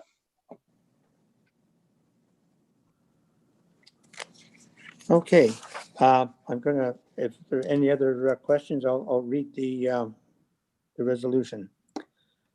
Moved by Member Creaser, second by Member Green. Be it resolved that application A5020 Rufo to permit the construction of a single-story dwelling with the following variance being granted: to permit a lot coverage of 3,904.1 square feet or 8.8 within the lot area 200 feet from the high water mark, to permit a lot coverage of 4,720 square feet or 8.7% on the entire lot. These variants are granted as shown on the plan attached to the notice of decision, and the following it is subject to the following conditions. 1, that the site plan agreement be entered into along with securities for revegetation of the property and retention of the existing vegetation. This agreement is to be registered on title. And 2, that a satisfactory D4 study be completed and any recommendations be implemented to the satisfaction of the township. This approval shall remain in effect for 3 years from the date of decision. Any questions or comments? All those in favor? That is carried. Thank you for your time.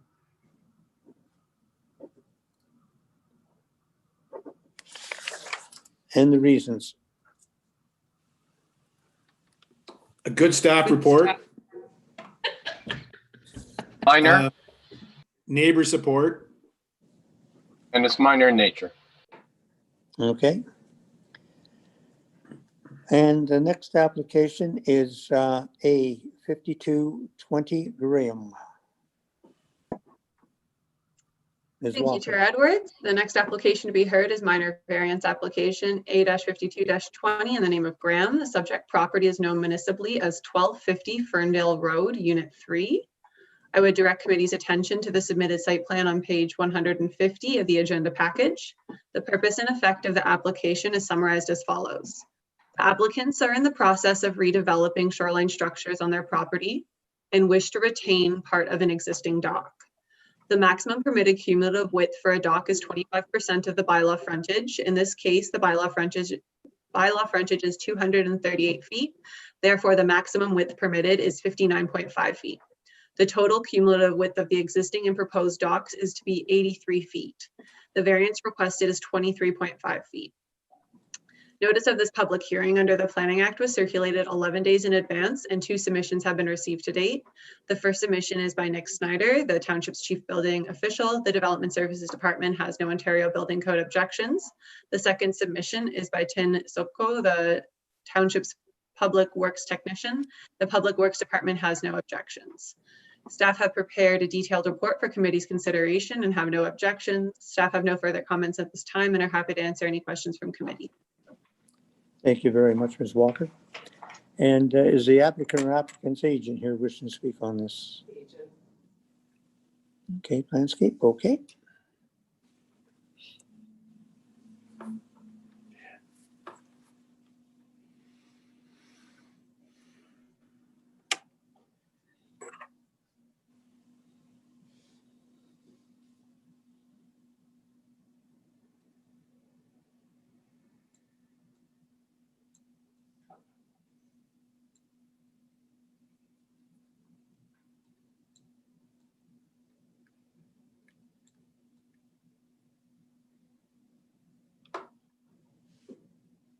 We're just waiting for the agent to come in.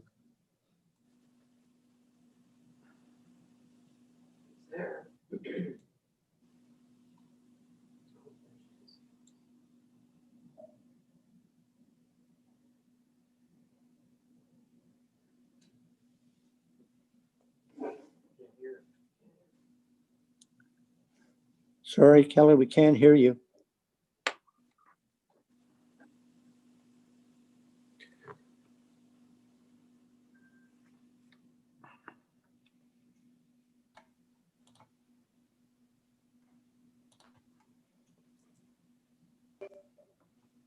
Hello?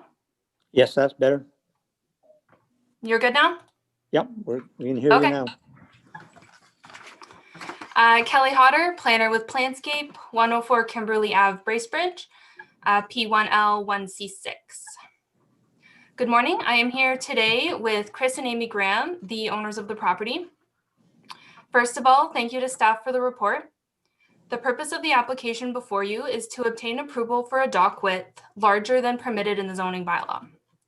Historically, the property contained 2 docks with a combined width of 86.5 feet. A dock on the west side of the property, which did not comply with the side yard setback, has been replaced by a dock with a new footprint. A portion of the existing dock on the eastern side of the property has been removed. However, the Grahams wish to maintain the remainder of this dock for a total proposed width of 83 feet. The docks meet all side yard setbacks and do not extend the full potential into the lake, and this will result in approximately a 3-foot reduction in width. In my opinion, the application meets the 4 tests of a minor variance based on the following criteria. Does the proposal maintain the general intent and purpose of the official plan? The proposed docks are in character with surrounding properties, all of which are highly developed with shoreline structures. It is not expected the docks will dominate the shoreline, and the official plan policies regarding general development support compatibility within the character of an area, maintenance of vegetation in the natural environment, and minimizing the dominance of built form. In this case, there's historically been oversized docks on the property, and no vegetation removal or impact to the environment is expected. The dwelling is located more than double the required front yard setback, further reducing the appearance of development on the water. Official plan policies relating to the shoreline structures relate to suitable construction of docks and the balance of natural and built form, which this proposal complies with. Does the proposal maintain the general intent and purpose of the zoning bylaw? The application will permit a dock width of 83 feet and specifically will retain the dock on the eastern portion of the property. All shoreline buffers are to remain unaffected as the dock is existing. As the policies regarding waterfront development aim to minimize dominance of the built form, it is relevant the proposal reduces the dock width slightly and brings the side yard setbacks into compliance. The existing dock is located on a significant angle, which results in a larger width. Where the intent of the bylaw is to support appropriate land use, my opinion is that this proposal complies. Is the proposal desirable for the appropriate development or use of the land, building, or structure? The dwelling and accessory structures far exceed the required front yard setbacks, with the closest being the dwelling with a front yard setback of 160 feet. And the proposed boathouse will comply with all bylaw requirements. The front yard area is extremely steep with dense vegetation, which will remain unchanged and further reduce the visual impact of the development on the shoreline. The docks will meet all setbacks and length provisions and will slightly reduce the total width of the docks.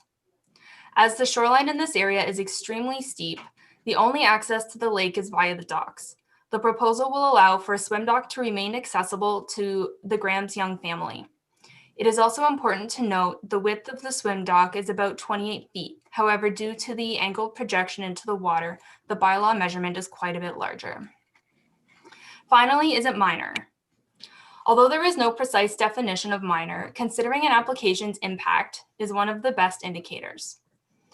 In this application, a reconfiguration of the shoreline structures resulting in a minor reduction to width will not significantly change the perception or massing of the appearance of the shoreline. The structures will comply with the side yard setbacks, providing adequate separation of uses, and as such will have no impact to neighbors. The change to the total dock width is minor and triggered by the reconstruction of the western dock to meet the setback and facilitate the construction of a one-story boathouse. The subject property is quite large. The majority of development is modest and located 160 feet or more from the shoreline, and the shoreline structures will have no impact to existing vegetation. I respectfully request the application before you be approved. Thank you very much for the opportunity to speak today. I would be happy to answer any questions. I also believe both Chris and Amy Graham are waiting in the meeting and would like to speak in support of the application as well. Thank you. Thank you. I will be asking and that, so bring the people on now. Okay, we're bringing both in at this point. Is there anyone else after that? No. Okay.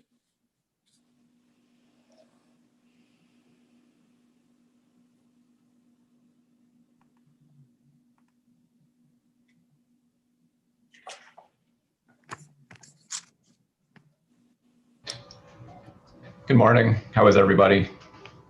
Great. Morning. Thanks for taking the time, Chairman Edwards, and everyone else on the committee. And thank you, Kelly, for the setup there. We just wanted to say that everything we've done to our property on Ferndale Road since we've acquired it about 4 years ago, we've done in respect to Muskoka, of course. My family's been in Muskoka since 1915. Amy and I are excited to have the opportunity to have our own property and develop it for our young children. We have a 2-year-old and we have another one coming in March. As we've been redeveloping the shoreline, as Kelly mentioned there, when we purchased the property, there was a dock on the property line that we have since removed. We built our new boathouse to meet the setbacks required by the guidelines of Muskoka Lakes. And then the other dock we have reduced in size since we have built the new dock for the boathouse. It's our hope that we can retain some of the additional width as requested through this variance, largely because the property is very steep. And for our young children, we very much value the dock space we have down by the water for them to swim and play. Amy, do you have anything else to add? It also would minimize the impact because they're old cribs underneath. Given that we're just going to keep it wider and not go out any further, we're going to disrupt way less of the natural habitat in leaving the existing dock and just filling in that one slip.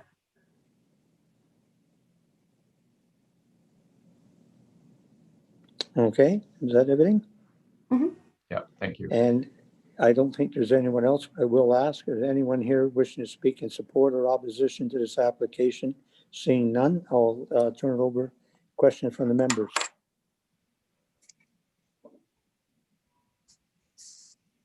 No questions? Okay.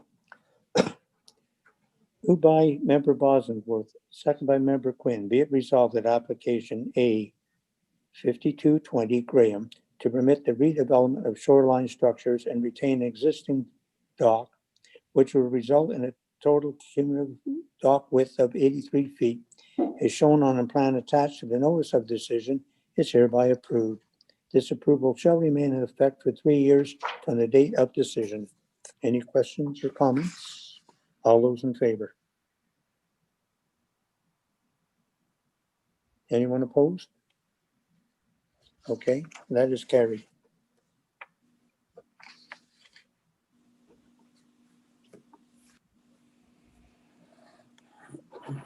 Thank you. Thank you very much. The next application is A. Well, Chair Edwards, Oh. sorry, we need the That's right, reasons. yeah.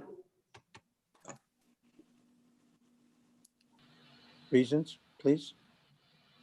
I think it's minor in nature, given the more the alternative way of measuring the dock width. Okay.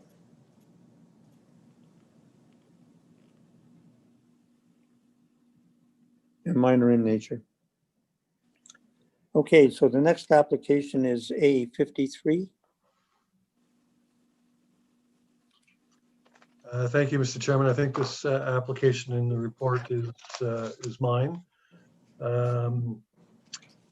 As noted, this application is A 5320 under the name McGlynn with respect to the property known municipally as 1015 Robert Johnston Road.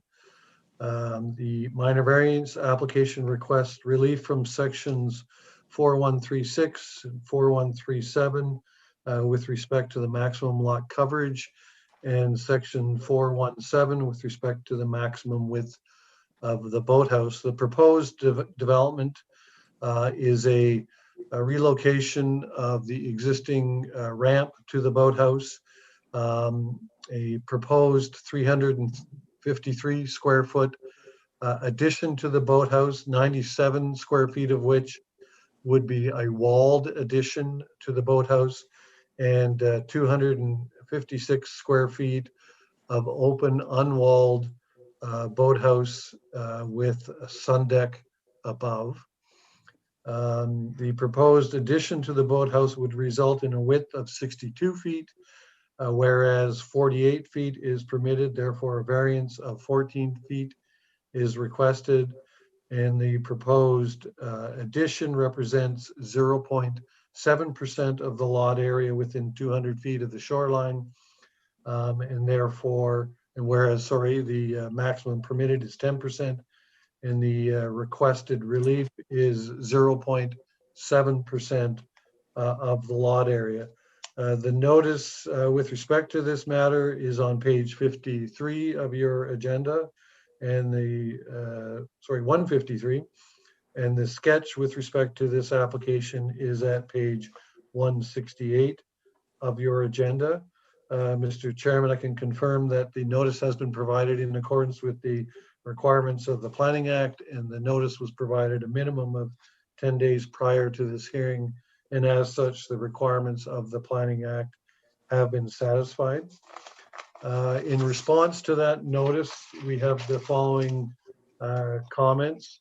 We have an email dated December 9th from Peter McAlpine at 1057 Robert Johnston Road, unit number 3, indicating objection with the application. We have an email dated December 10th from Rebecca McAlpine at 1057 Robert Johnston Road, unit number 3, with objections and concern. We have an email dated December 9th from E.L. Trotter at 1057 Robert Johnston Road, unit number 4, objecting to the subject application. We have an email dated December 8th from Track Investments Limited, submitted by Tom Kennedy, who is the owner of a large backlot property with frontage on the road, again in opposition to the subject application. We also have an email dated December 8th from Ted Daglish at 1348 Ferndale Road in support of the application. We also have an email dated December 11th from John Morrison, who indicates he is a neighbor to the west and indicates his opposition to the subject application. Comments were also received from our Public Works Department on December 9th, indicating no concerns or objections, and comments from the Building Department on December 9th, again, no objections. We also have a letter dated December 13th from Susan Epplett of the Muskoka Lakes Association, which I will not read in full, but indicating objections to the subject application. Mr. Chair, members of the committee, you do have the detailed staff planning report dated December 7th, which we reviewed the relevant plans and policies and regulations with respect to the subject application. We have no objections to the approval of the application. We did identify the opportunity for the committee, if there's some concern, for a condition for additional shoreline naturalization and tree planting as a condition if you're considering the approval of the application. Mr. Chairman, that concludes my presentation, but again, willing to answer any questions or concerns. Okay, thank you. And do we have people wishing to speak in support of this application? The owner, I take it, and there may be somebody in opposition. The owner, and we also have somebody else that wants to come in too. Okay, thank There's you. the owner.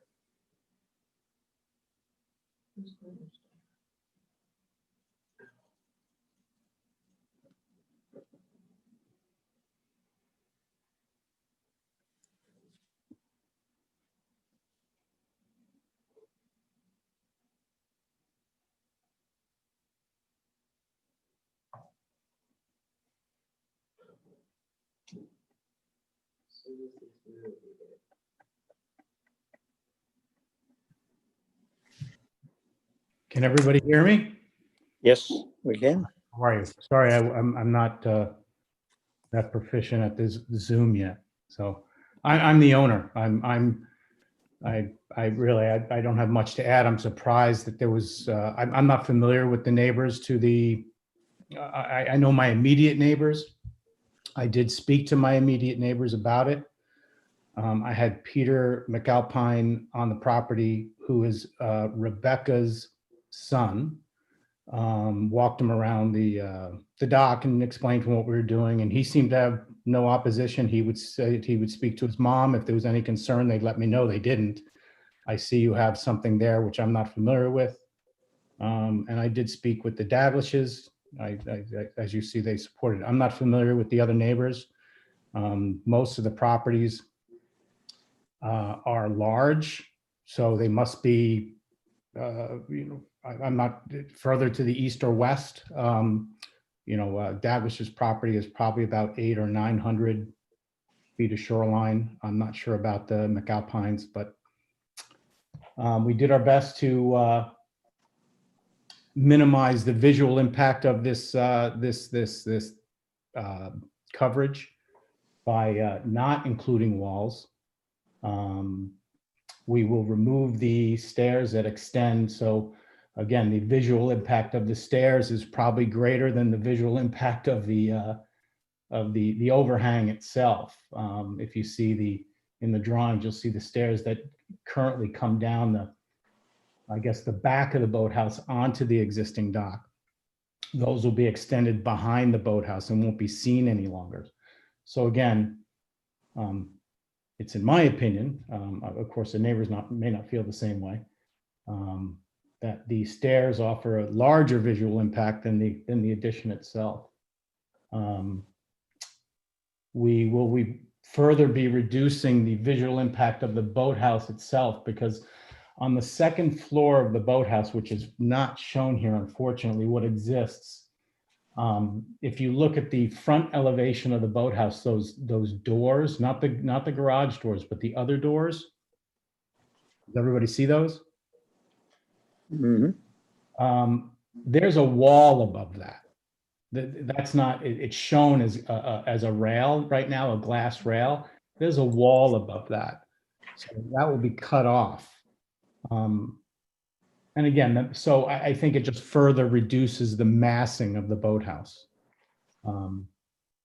That's really it. As far as shoreline vegetation, I typically do it every year. There's older sugar trees and other trees on the property that are slowly dying off. Last year along the shoreline, I had a barge brought in, removed some dead trees on the shore, and replaced them with 5 new trees.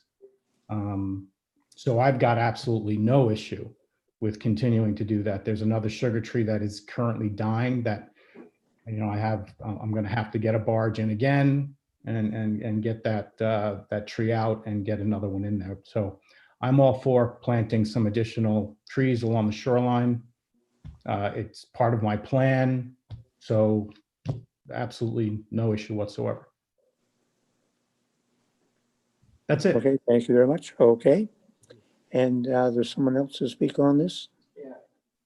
Neighbor. Okay, neighbor.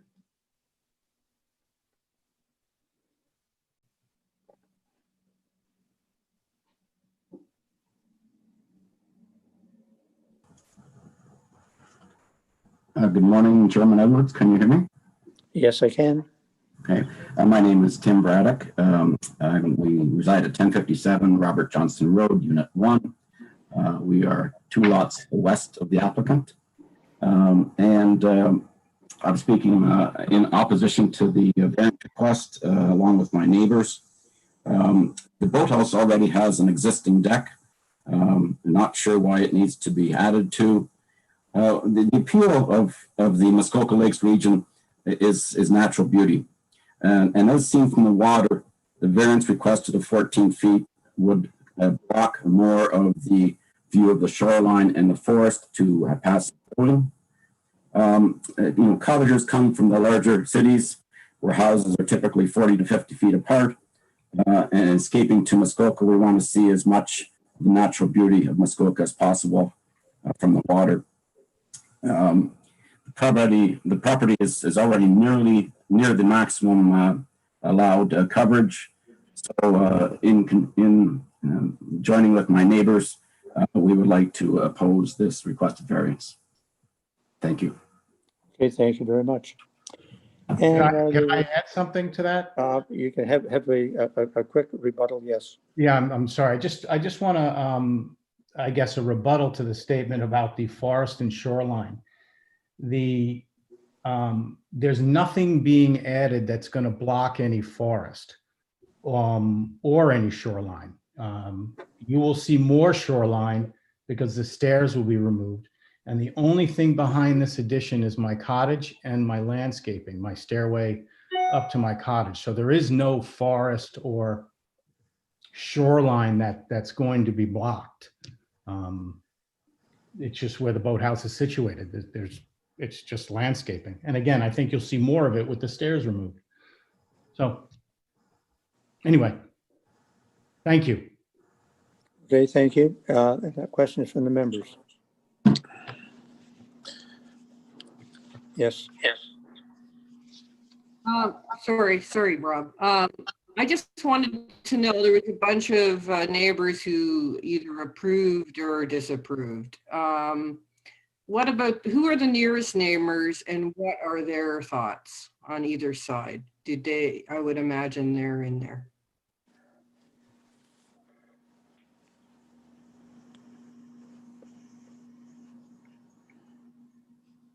Is that a question to me? It's a question to the planner. Okay, I'm sorry. You can answer it there if you're right on there. The Daglishes, who are immediately to my east, had no opposition to it. Right. I found out during the reading of the information from Mr. Crown that the McAlpines, who are directly to my west, have a concern. It's a surprise to me. Again, I took the time to provide drawings and conversations and walk the property and so on and so forth. So I'd certainly like to hear what their concerns are. It wasn't noted in the conversation, but given the topography and setting of where my boathouse is set relative to theirs, this addition, they won't even see it. They wouldn't see it unless they saw it from the water. Which I can appreciate if they have a concern they're allowed that right. But from their cottage and from their boathouse, their seating area in their boathouse is on the west side of their boathouse. So the east side of their boathouse faces my boathouse, And again, the topography of the land just doesn't offer any view of my boathouse from their cottage. But again, I don't know what their concerns are. So I'd certainly like to hear it, and I'd like to try to address it if I can. Okay. Anyone else? Yes, Member Quinn. Oh, you're muted. The new storage area as such, is that built or proposed to be built? No, that the new storage area as listed on the drawings is what is proposed to be built. It's an open air winter storage area. I'm trying to see how it's noted on the drawing. Okay. No, I'm looking at Mr. Quinn. If you look at page 158, I believe. Yep. No, I see it now. Thank you. Okay. Oh, yeah. And these stairs, you see those stairs that are in there, again, those will be removed. They drop down and onto the dock. The stairs will be moved behind the boathouse, so you won't see them any longer. And then above on that drawing where you see the plexiglass, all that the wood partitions coming out is going to be all glass. Right. If you look at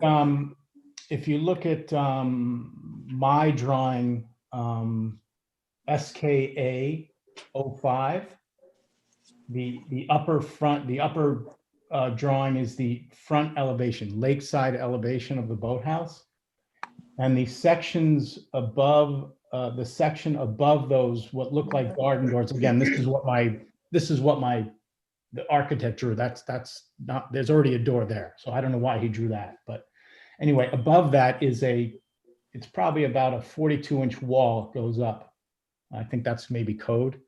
Yeah. That's going to be removed. So again, that massing across the top of those doors right now is wall, and it'll be removed, and it'll be replaced with glass. So again, the massing of it will be less. Oh, you're referring to page 172 then, I assume. Well, I'm looking at the site plan, site data, and floor plans elevation in your agenda. So I don't know what page it is. Okay. I don't have a page number here. Yeah, I don't have a page. I'm just looking at the architectural drawings that were in the packet. Yeah. Okay, thank you. Any other questions or comments? Yes, Mr. Bosworth. Through you, Mr. Chair, to Mr. Crown, I wonder if you could summarize the nature of the concerns, because there was a fairly long list. And specifically, could you tell us what the MLA thought? Thank you, Mr. Chairman. It's going to take me a little while to pull those comments up. If you want to give me that. I'm not sure if the Secretary Treasurer has them more handy than I do.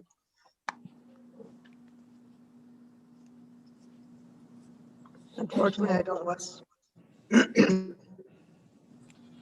Mr. Chair, there were so many. I think it's important that the committee has an understanding. One of them was obviously the neighbor that we heard from, but there were a lot, and unusually the MLA has voiced concern as well. Actually, I don't think it was MLA, it's neighbors, because lake associations don't have standing there. It's just that the neighbors' concern. Yes, Mr. Sharp. Thank you, Chair Edwards. I have the McAlpine submissions. I can start reading those while Mr. Brown pulls the letter from the MLA. Okay. I'm just going to step off just for 1 second, but go ahead and read them. Okay, go ahead. Okay, there's two submissions from Rebecca McAlpine at 1057 Robert Johnson Road. In regard to the application for a minor variance, we are concerned about excessive lot clearing and coverage, as well as overbuilding on the above property. We have had our lot, which abuts the McGlynn property, surveyed, and there are concerns regarding proximity of the building next to the lot line. Please note that we may add the survey to this information plus some information regarding erosion. I don't believe that anything else had come in, but we do have another email from Ms. McAlpine, and I'll just go on to read that. Variances have been granted, which have resulted in clear cutting of trees, some of which were on the neighboring lot, building oversized structures, some of which are too close to the property line, resulting in neighbor having to resurvey. There appear to be more than the permitted number of structures already built on the lot. Some are sleeping, some garages and others. The expansion of the upper deck essentially creates 2 full-size cottages on a single property, something that we are not able to do. Additionally, there seems to be not much interest in maintaining an intact shoreline due to wave action and in adding much light in the nighttime so that there is virtually no dark sky. Could we turn off lights after 11 or something to that effect? At times when there have been the numbers, noise from parties is amplified coming from the existing deck. Expansion of this area opens up a huge area with relative increased noise level, increased party deck, increases boat traffic, etc. How many slips and boat ramps? One can always apply for a minor variance and be given approvals, and then for another and another. And because there are all minor, they can be easily passed. But a lot of little changes can add up to a huge amount of excess. The architectural drawings are as stated in the drawings, not to scale, but that can be deceptive. I would ask that those interested be able to view the actual changes that are proposed. Thank you for your consideration. And that again is by Rebecca McAlpine at 1057 Robert Johnson Road, unit number 3. Mr. Chairman, I did actually find the letter from the Muskoka Lakes Association, and it is 2 pages long. If the committee is willing, I can review and read that letter. Yes, go ahead. Thank you, Mr. Chairman. It's a letter dated December 13th of this year from the Muskoka Lakes Association. It's actually signed by Susan Eplett, who's the chair of the Government and Land Use Committee of that association. It reads as follows. The Muskoka Lakes Association has been advised of a minor variance application being considered at tomorrow's Committee of Adjustment meeting, agenda item 9G. The applicant is seeking permission to construct an addition to its existing boathouse to create an area that is identified on its drawings as a storage area, which will exceed the permissible lot coverage and boathouse width limits in the applicable zoning bylaws. While the MLA understands that generally up to 11% lot coverage has been granted, we are concerned about this application for the following reasons. Number one, built form dominates. The aerial photographs of this property on the District of Muskoka's GeoHub depict the difference in trees and vegetation between 2013 and 2018. We are attaching the GeoHub screenshots of the property at 1015 Robert Johnson Road. They provide a link to the GeoHub website.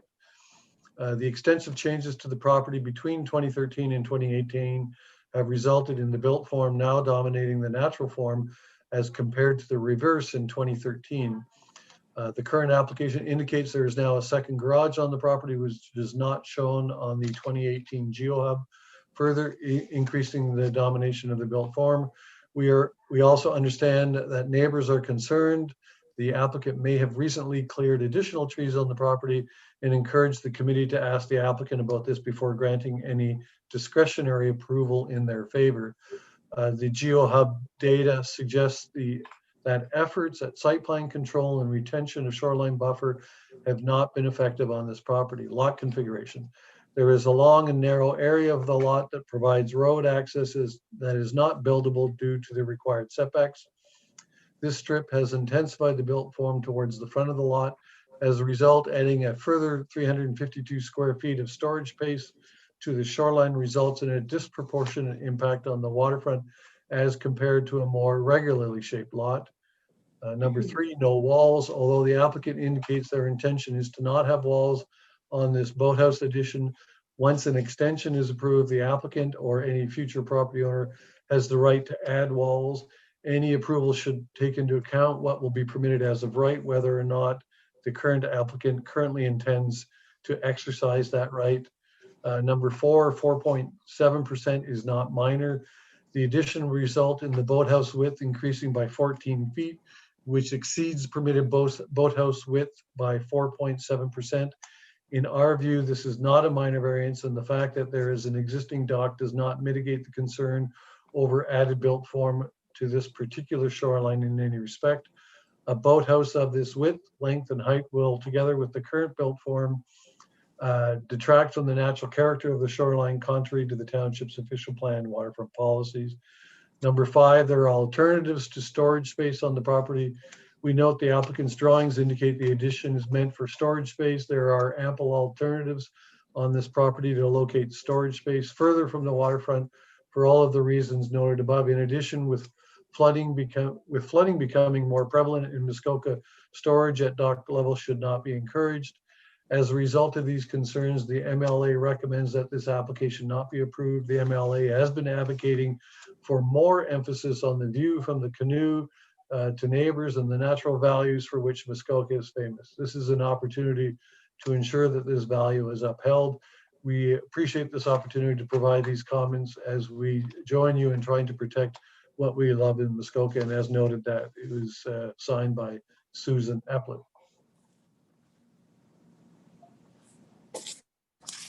Sorry, we're in actual discussion now. Any other questions or comments from the committee?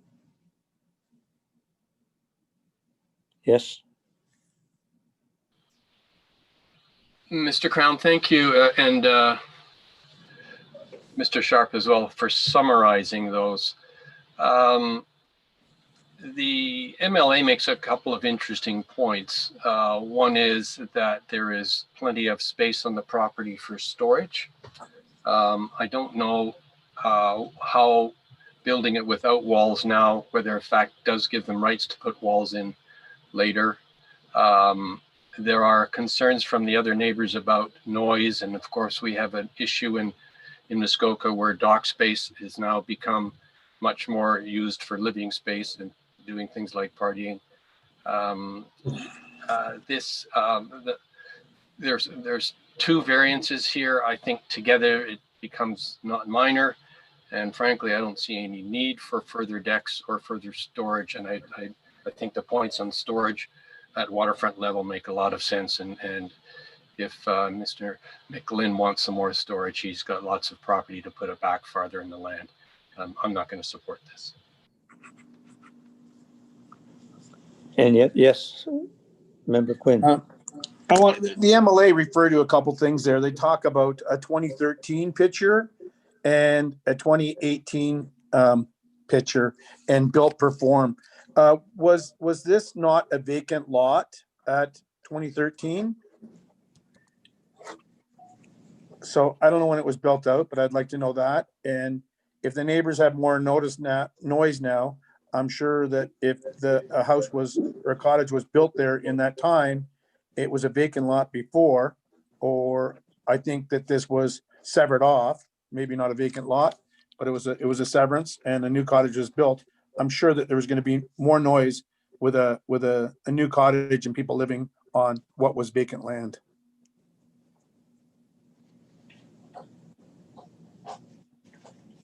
So the question is, when was the cottage built?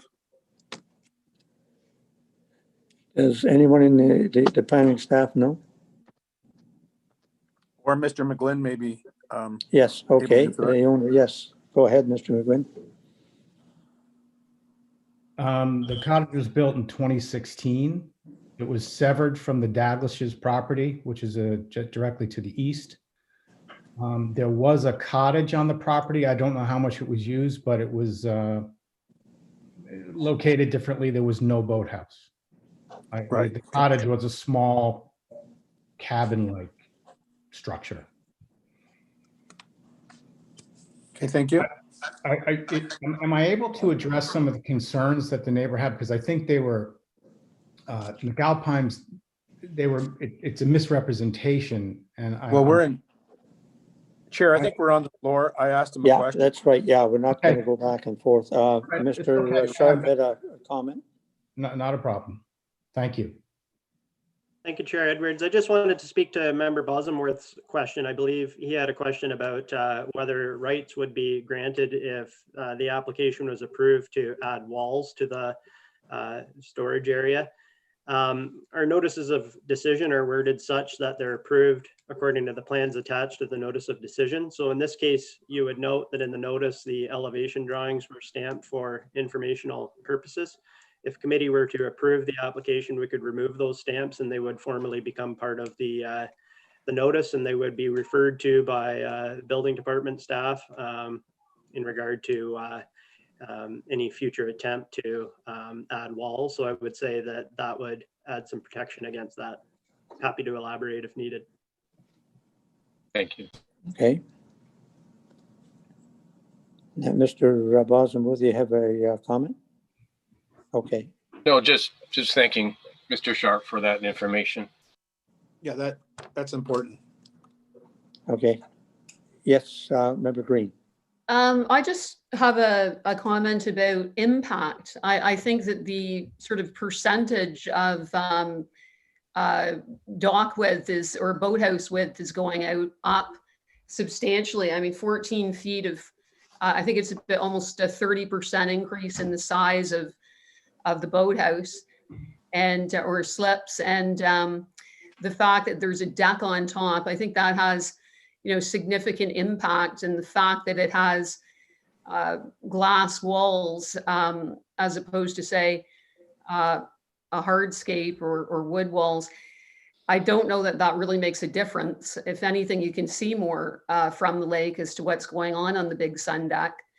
So personally, I don't really support this. Usually, I think that there's reasons why somebody needs a larger space or a larger dock, but I don't really see the reasons here to justify the variance.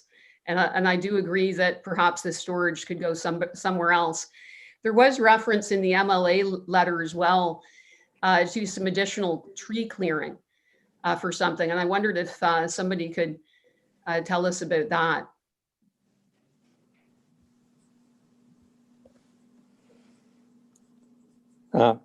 Mr. Sharp? Through you, Chair Edwards, the applicant did indicate that some diseased or damaged hazardous trees were removed. Perhaps now would be an opportunity to ask the applicant to elaborate if needed, but I would note that under the township's tree preservation bylaw, there are exemptions within that bylaw that would allow for that type of removal. Okay, thank you. I will send this back to the applicant then. Hey, yeah, the only trees that I would ever want to remove are ones that are falling apart. The pieces of the tree fall to the property. And with that, and when that happens, I plant new trees. Again, on the shoreline in the last 9 months, I planted 4 or 5 new trees, and probably about 15 trees on my property as a whole. So I'm all for preserving trees. I'm all for planting new trees. I don't remove trees that don't need to be removed. I think it provides a buffer for me as well. There's sun issues, there's all kinds of issues, but the only trees that are removed are sick and dying trees. Only trees that are cut down on the property, there's quite a few beech trees on the property that are taken down in the woods and left in the woods before they fall across a driveway or take down a power line or whatever it may be. But again, it's more maintenance than anything. And on the shoreline, they're always replanted with multiple trees. Maybe it was the neighbor letter, actually.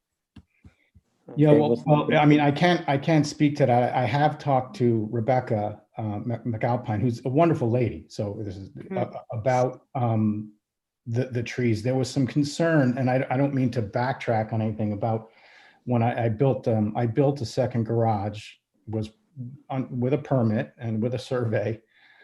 There seems to be some misunderstanding that it's too close to a property line, but that has been confirmed by her own survey that it is not. There was some concern that there was some clearing of trees in the woods. There wasn't. It was only in the building envelope. In order to help alleviate some of her concerns, I had 4 like 13-foot evergreen trees planted on the back side of my garage, which faces her property, not her cottage, but her driveway. It's because the garage in question is set 300, 400 feet back from the shoreline. So she didn't have to see the back of the garage. She was concerned about it. I addressed it. So again, it goes to more tree planting. If I don't know what there was some concerns that she thought I was clearing trees on her property, or I was on her property, and it seemed to have been a misunderstanding after speaking with her son about it. I don't know why the concerns still sit there. She'd mentioned that I had some variances before. I have no other variances on this property. So I'm not, I don't know. Okay, thank you.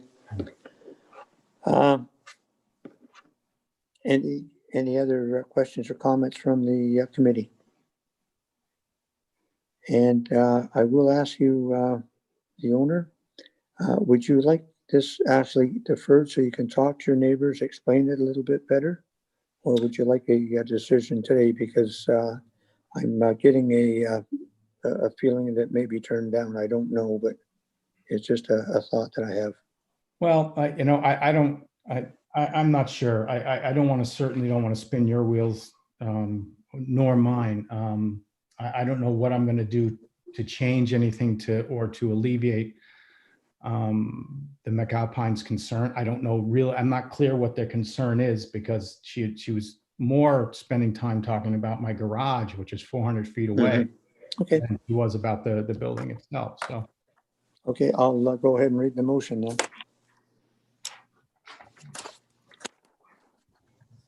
Moved by member Green, second by member Creaser. Be it resolved that application A 5320 McGlynn to permit the boathouse addition, one of which will have a rooftop sun deck, and the following variance be granted: to permit a lot coverage of 5,706 square feet, or 10.7%, within the lot area 200 feet from the high water mark, to permit a cumulative width of a boathouse to be 62 feet.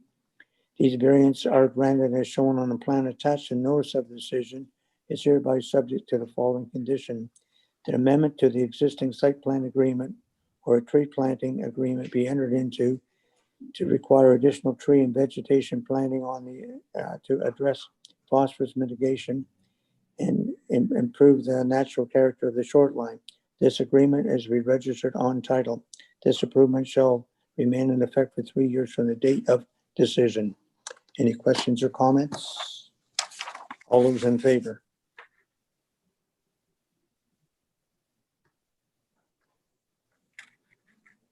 And all those opposed? So that has been actually defeated.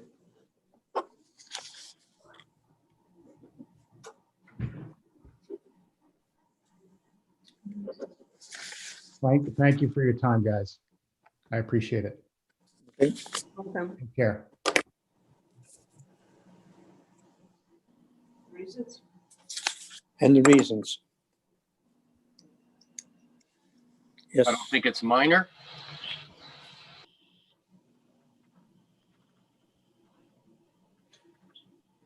Okay, it's not minor in nature. Any other reasons? Visual impact from the lake and dominance of built form. Okay, thank you. Yeah, which is both bylaw and official plan. Okay, the next application is A8810, water and ice.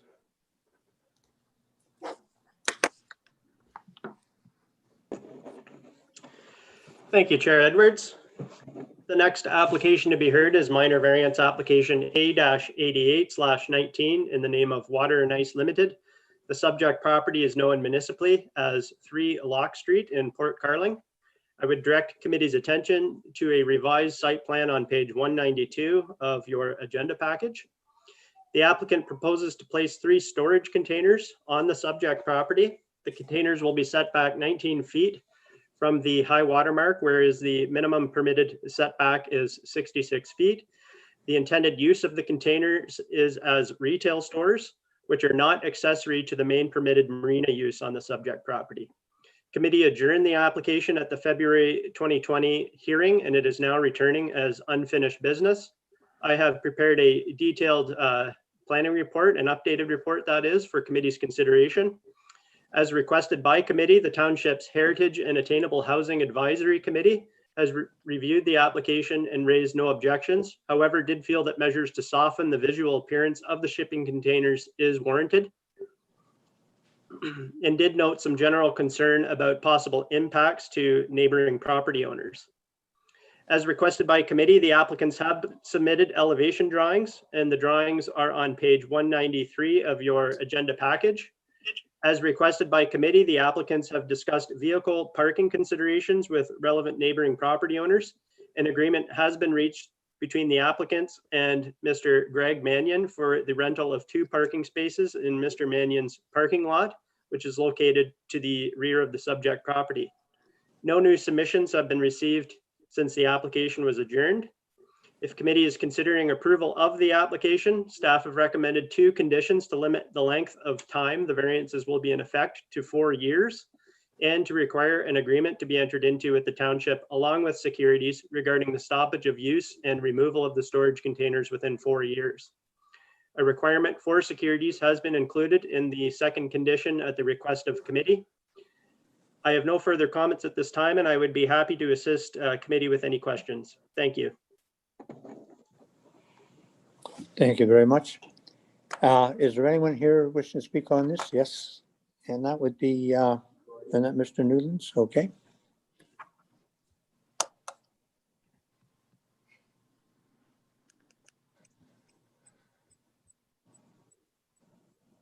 Good morning, everyone. Good morning. Yeah, hopefully you guys will approve this. You know, for those who are a little bit older than I am can remember that at one point there were a lot of retail stores kind of in that location. We're just trying to drive some economic impact to downtown Port Carling, provide jobs for people in Port Carling, as well as there's a, you know, an ugly concrete cement wall that hopefully these containers will block a little bit. Sorry, I'm out of breath. I'm at the gym, but hopefully you guys will approve this and we can move forward. Okay, thank you very much. Is there anyone else in the queue for this, Jane? Okay, so there's no one else. So any questions from the committee? Seeing none? No, there's one. Oh, yes. Okay, go ahead, Bob. There's a picture of the of a storage unit already on this site. Is that the location where your 3 or 2 will be located? Yeah, right there. Is Right that, where that concrete setback? wall is. Is that the setback? So you're setting it back right against the concrete wall? Yeah, as far as we can go. Thanks. Yep. Okay, anyone else? Yes, Member Green. Yes, Member Green. You muted yourself. What happens to that existing white storage container that looks like it matches the marina? And then on the drawing, it looks like the 3 containers are in front of it. So does that current container stay? Yeah, that current container stays. That houses all of the water and sewer and the gas, apparatus that was originally in the building that was torn down. So that just was relocated into that shipping container.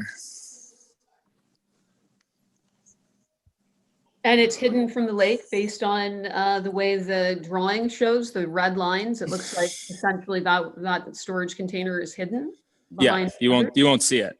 That's good.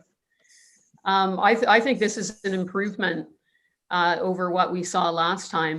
I like the way the containers are connected and planter boxes, and hopefully in ensuing years, you may be able to soften the wall and perhaps do more than just having these containers, or pardon me, the planter boxes. But I definitely think this is an improvement over what we saw last time. So yeah, I we would want to make it look nice. Like that. it's not our intention to make, a commercial property look crappy, right? It's not in our best interest. So we're not going to do something that's not going to fit with Muskoka and not going to fit with, our business model. Okay, thank you. And yes, Mr. Bosworth. I second that. I think this is a very nice addition to that lot. I'm glad you were able to secure a couple of parking lots to mitigate that issue. However, I don't think it's going to put any undue, your additions aren't going to put any more undue pressures on the parking in Port Carling. So I fully support this. And we also have ample ample boat parking, for 30 plus boats. So plus the government docks beside it. So there's tons of boat parking as well. Okay, thank you. Anyone else? I'll read the resolution then. Moved by Member Quinn, second by Member Green. Be it resolved that application A 8819 Water and Ice Limited to permit 3 storage containers to be 19 feet from the high water mark and to permit retail stores on the property which are not accessory to the main use marina, as shown on the plan attached to the notice of decision, is hereby approved, subject to the following condition. 1, that an agreement be entered into wherein the owner agrees to cease the use of and remove the 3 storage containers within 4 years of the date of committee decision. This agreement shall be registered on title. If approval shall remain in this approval shall remain in effect for 4 years from the date of decision. Any questions or comments? All those in favor? And that is carried.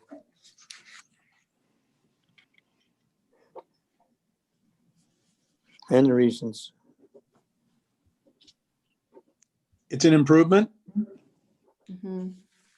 Mitigated the issues that we had in the initial meeting.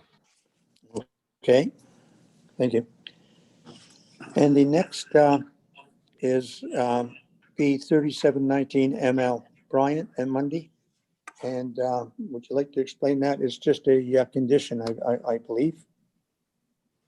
Mr. Sharp.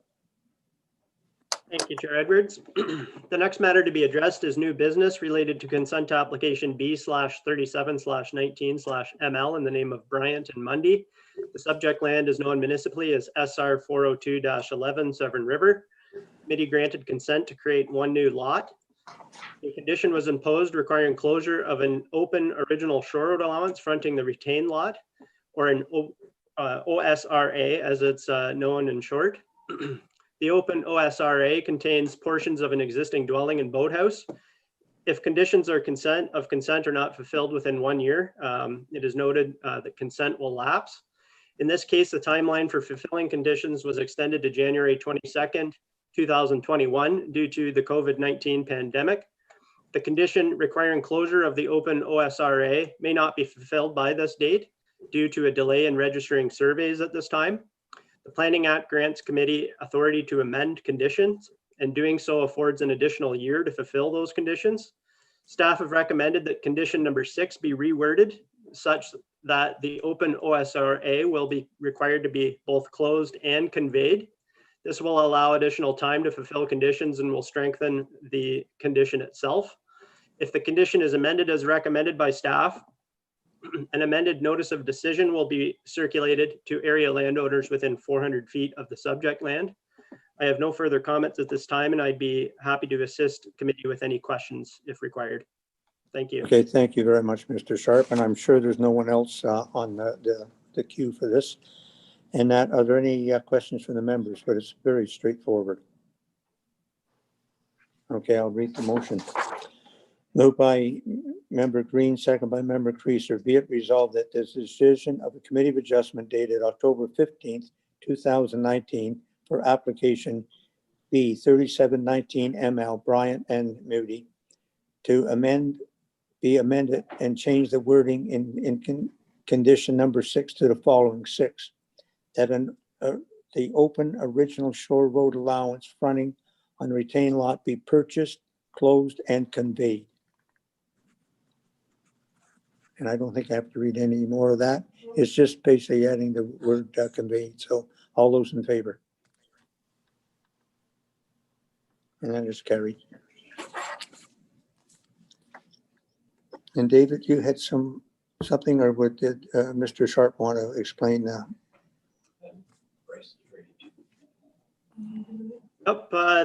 Thank you, Chair Edwards. The next matter is information for committee regarding minor variance application A-44/20 in the name of Clark. The subject property is known as 1140 Moranis Road, unit number 6. Committee will recall that the application was heard at the November 2020 hearing and defeated. The requested variances were from cumulative dock width and front yard setback requirements relating to an as-built dock addition and a hot tub. Staff wish to advise committee that the applicants have filed an appeal with the local planning appeal tribunal. I have no further comments to make at this time, and I would be happy to assist committee with any questions. Thank you. Any questions? Okay. And then there's nothing else. I'll read the last resolution. Moved by member Bosworth, second by member Creaser. Be it resolved that the meeting adjourned at 12:14 p.m. All those in favor? That's carried. Okay, well, thank you very much. That's the meeting. I just want to wish everyone a very Merry Christmas and a Happy New Year. We'll see you in the new year. Chair, just an administrative question. I keep getting emails from, is it OACA about membership? Should we be paying that? I think we got an answer on that, and we should be paying. Is that what we should be doing? David, is the members pay? Because it used to be paid right out of the township. Because it's just a membership. Yes, I believe the township does pay. Pardon? Yes, the township does pay. So the township is paying it then? Okay, so we don't have to do that. So it will be sent in from the township rather than everybody sending in a invoice afterwards, and that it will just be picked up. So it's one check going out. It makes it much easier. Okay. Thank you, Chair, and the best of the seasons to everybody. Look forward to Okay, thank you very much. Days. Thank you. Merry Christmas. Merry Christmas. Merry Christmas. Stay safe. Bye-bye. Yeah. Bye-bye. Thanks.